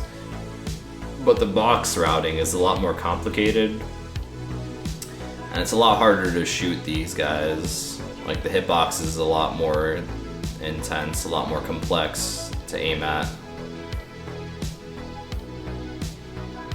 So it's a lot easier to lose more time in this kind of level, just because of the way it's programmed.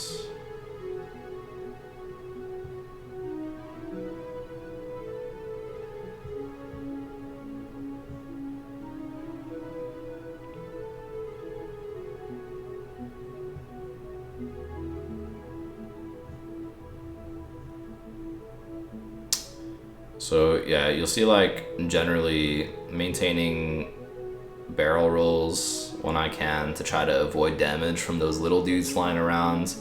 And you know, I'm trying to maintain some semblance of an optimal route, going around breaking boxes and killing the planes in between. So at this point there's just these 3 regular crates in the air, and there's the 1 plane. So there's really no at this point, like, I've messed up a bit, so like there's no optimal way to come back from it, but like I'm doing what I can to, you know, go back and forth. So I see this guy, like, and like, you don't want to run right into the plane because then you'll get knocked back, and it really puts you at, at a disadvantage at that point. But you just kind of kill each engine one at a time.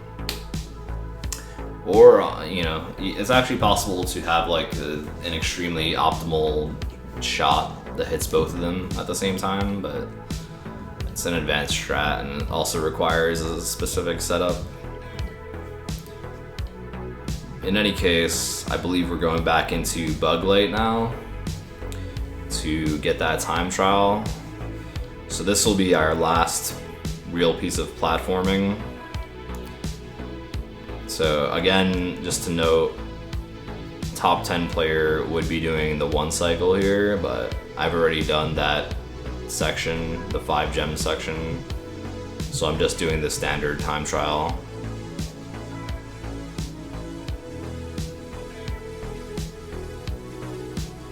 And again, you can just see like me zigzagging my slides.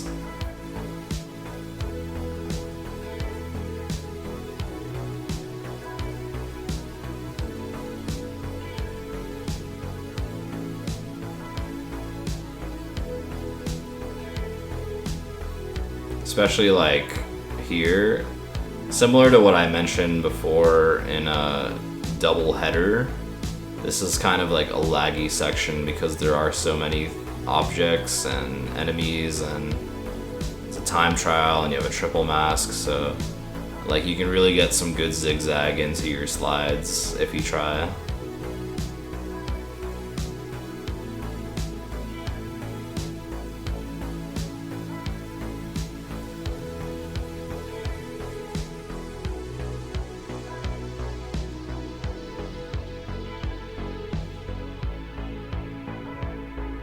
Alright, pretty dope. Got that platinum relic. And that is Bug Light. Nice, nice, nice. Yeah, so I guess now I'm gonna be doing the time trial for Mad Bombers. So at this point we just have 3 levels left after Mad Bombers. But again, like just like Bye Bye Blimps, the route for Mad Bombers is different for the time trial than it is for the box pass, because we don't have to worry about the boxes. So first thing I do is I turn around and then I wrap around behind this plane and I kill this plane, try to shoot each engine down, and then there's a second plane right in view right here. Try to kill this as quickly as possible, and then move up. We kind of like float for a while as the third plane comes our way,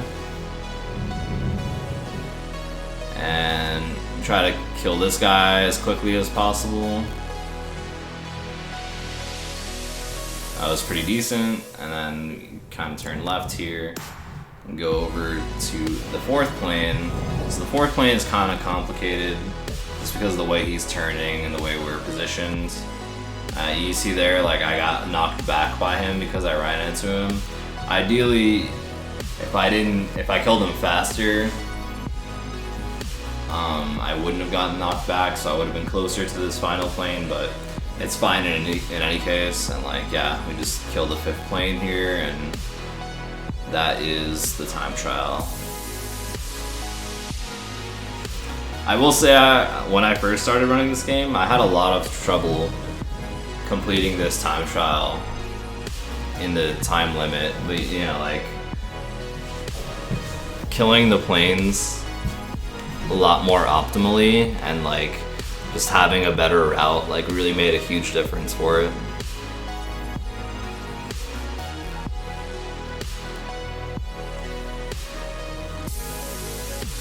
So here's level 22, Orange Asphalt. So this is the 3rd motorcycle level. It's pretty easy going. I would say it's a lot easier than the second one, which was Road Crash, the one that was in the nighttime. It's actually interesting because it's also like earlier in the day in this level than it is in Road Crash. So you would kind of think that Road Crash was supposed to be like a later level. Cool strat here where we maintain a boost over the hole. But yeah, like usually like the later in the day it is in the background, it means like it's a more difficult level when it comes to Crash. So I don't know, maybe like they first intended Orange Asphalt to be like the Warp 3 motorcycle level, but then it somehow ended up being the Warp 5 one somewhere down the line. I don't know. Wouldn't be surprised.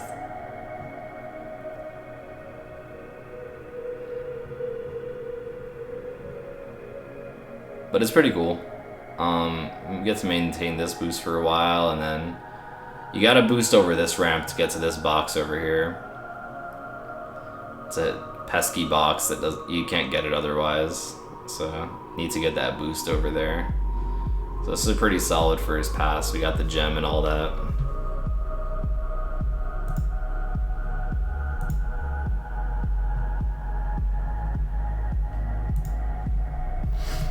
Okay. Alright, so actually the button for Cortex is the only one that shows up, but actually what we can do is immediately menu and exit, and we can skip fighting Cortex and continue on with our trek to collect all the items before we actually fight him. And you know, we don't need the speed shoe power up that you would get from defeating him, because you know,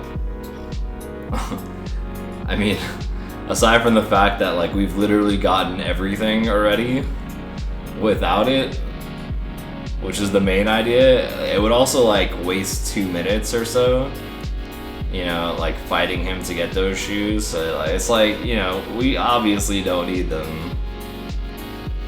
So yeah, we just skip that fight for now, and we'll come back for it later at the end of the run.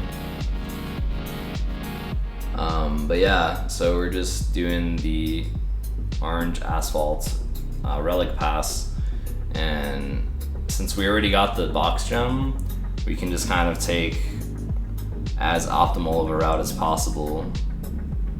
Just maintaining that speed boost over that hole on the side.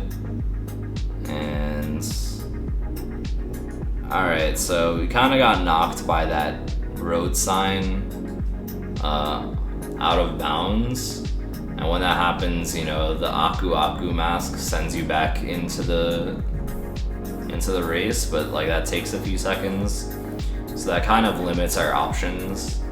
I would say if that didn't happen, there's a strat you can do at the end that saves time RTA, but it loses a lot of time IGT on the timer in the bottom right. So probably not going to be able to go for that strat now, but it's a pretty cool strat where you kind of run on the left side. Similar to skipping the hole at the start, but like you skip all the holes over here on the left. You just skip all the holes and you wouldn't take any of these ramps, so it's a little bit faster, but it loses you a lot of time because you don't hit any of those time crates. So I didn't have that privilege after getting knocked out of bounds by that road sign, but we still got the time trial relic, we still got the gold relic, so we're good to go. And that actually concludes Warp 5 for us. And we're just gonna go to Warp 6 and clean up the 2 remaining levels, which are both vehicle levels.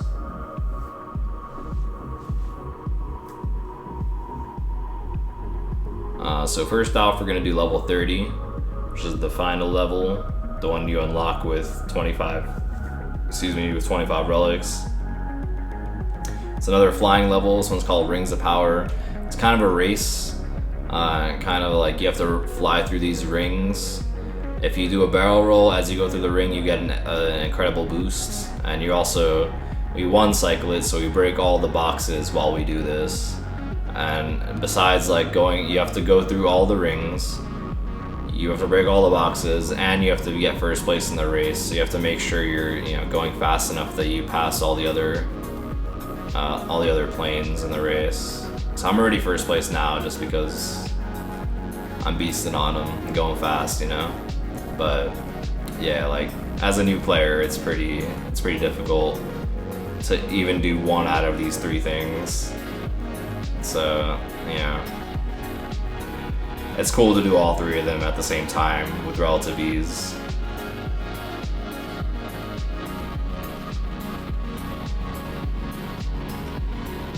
So we got 1 gem for winning the race, 1 gem for getting all the boxes, and we get the gold relic just for, you know, time trial, being fast.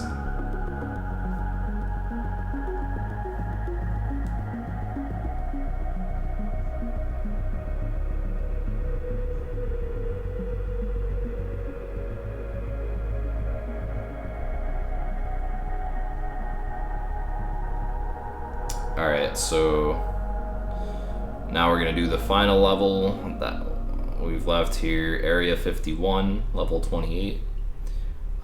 So this is the final motorcycle level, and this one's like in the dark, so you know, it's nice and spicy. But same concept as Rings of Power, where you know, you get 1 gem for winning the race, and you get 1 for getting all the boxes, and then you get the time trial relic for, you know, doing it fast enough. So doing it as a 1 cycle, I'm getting all these boxes, and you know, this takes, you know, careful memorization of where all the boxes are, and you know, game knowledge, game mechanics, to understand what strats you can do, and to, you know, and just being aware of your surroundings. You want to avoid these cop cars coming at you, you want to avoid the UFOs, you don't want them to be in your way, things like that. You know, getting stopped like that isn't the worst thing that could happen to you, but it's not exactly ideal, but it's not terrible. Grab this boost, and it sends you into another boost in these 2 boxes, and there's like 3 boxes coming up right here. And then you make like a hard left, pass a cop, you make like a right coming up here, and then you can take this boost, instead of going on the ramp, you kind of go on the side, and you can maintain the boost across, you know, beyond the hole for a while. And there's gonna be like a box coming up pretty soon after this cop right here. I would say it's like right here actually. There's a box, and immediately after 2 boxes, and then make a couple of turns, and then a left turn, and then there's like a brown box right here, and that brown box is indicative of a sharp left turn coming up where we can hit a boost and then kind of curve right past the cop, and then this is the ending of the level. Just a bunch of ramps, or a bunch of boost pads in a row, and that is Area 51. We got our 2 gems and our relic.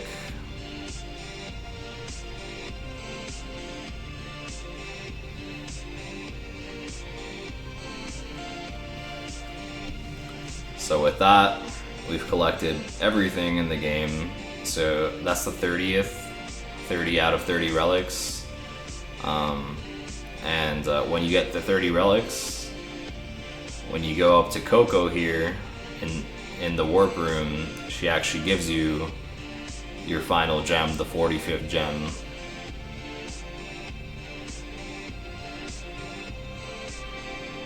And with that, we get to fight our final boss, Cortex, and beating him will give us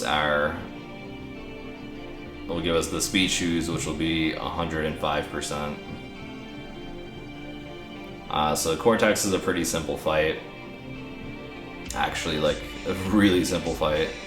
You basically just avoid damage for a while, and then when that phase is over, he's vulnerable, and you just spin him into the center. He does 1 damage, and then he's you know, phase 2. the masks are like in this tornado thing, so you just avoid it. You avoid Cortex shooting you while you avoid the tornado. It's a choreographed pattern that they do. It's the same every time, so theoretically you should never die to that. And then, you know, there's just the mine RNG, like where the mines land can affect you know, how quickly you spin Cortex into the hole in the center, but more or less pretty straightforward. And then third phase, the two masks like aim directly where you're standing to do this kind of explosion type of thing. So we actually do this strat where you go into this position where I'm standing right there, and that like explodes any mines that goes there. So like, you know, lets you avoid bad mine RNG. And that's time, right as you press triangle to accept the speed shoes, that's time right there. And that's the whole speed run. So that is Crash Bandicoot 3, 105%. You know, thanks for watching. I appreciate it if you did. I hope you guys take this. This would be a dope run. Like, I'm like pretty decent at this game, but if I'm accepted into GDQ with this, I would definitely work my ass off to get much better at it. And you know, it's like the potential is there. Like, I'm definitely going to be practicing it here and there because I'm doing this thing called Sprashfecta at the end of the year, which is like a full completion marathon run of the 6 original Crash and Spyro games. So, you know, I'll still be practicing Crash 3 here and there, but like, I'll really go ham on it if I get accepted for this. Yeah, that's basically it. It's pretty dope. It's a pretty dope speedrun. And yeah, I think, you know, you guys had me for Crash 2 NST last year, and I think you know, OG Crash is super dope. I think it has super awesome graphics and music and speed tech, and you know, it's super optimized, and it's just really dope, and I think everyone loves it. I definitely love it. I think, you know, we could all get something out of having it there. You know, Crash 2, I would submit it too, but Wingo already submitted that, and he's like actually good at it. So, you know, if you guys want to say Crash 2 with Wingo, I'm all for that, dude. That's a great run as well. But if not, you know, Crash 3, I think this is dope. 105, definitely a dope run. And yeah, I don't know if anybody's submitting Crash 1 Hundo, but if they are, that's also a dope run that I would love to see at GDQ. But if not, you know, this is it, man. This is some good shit right here, man. This is 105. Yeah, so I love you all. Thank you for watching, and I will see you guys next time. Peace.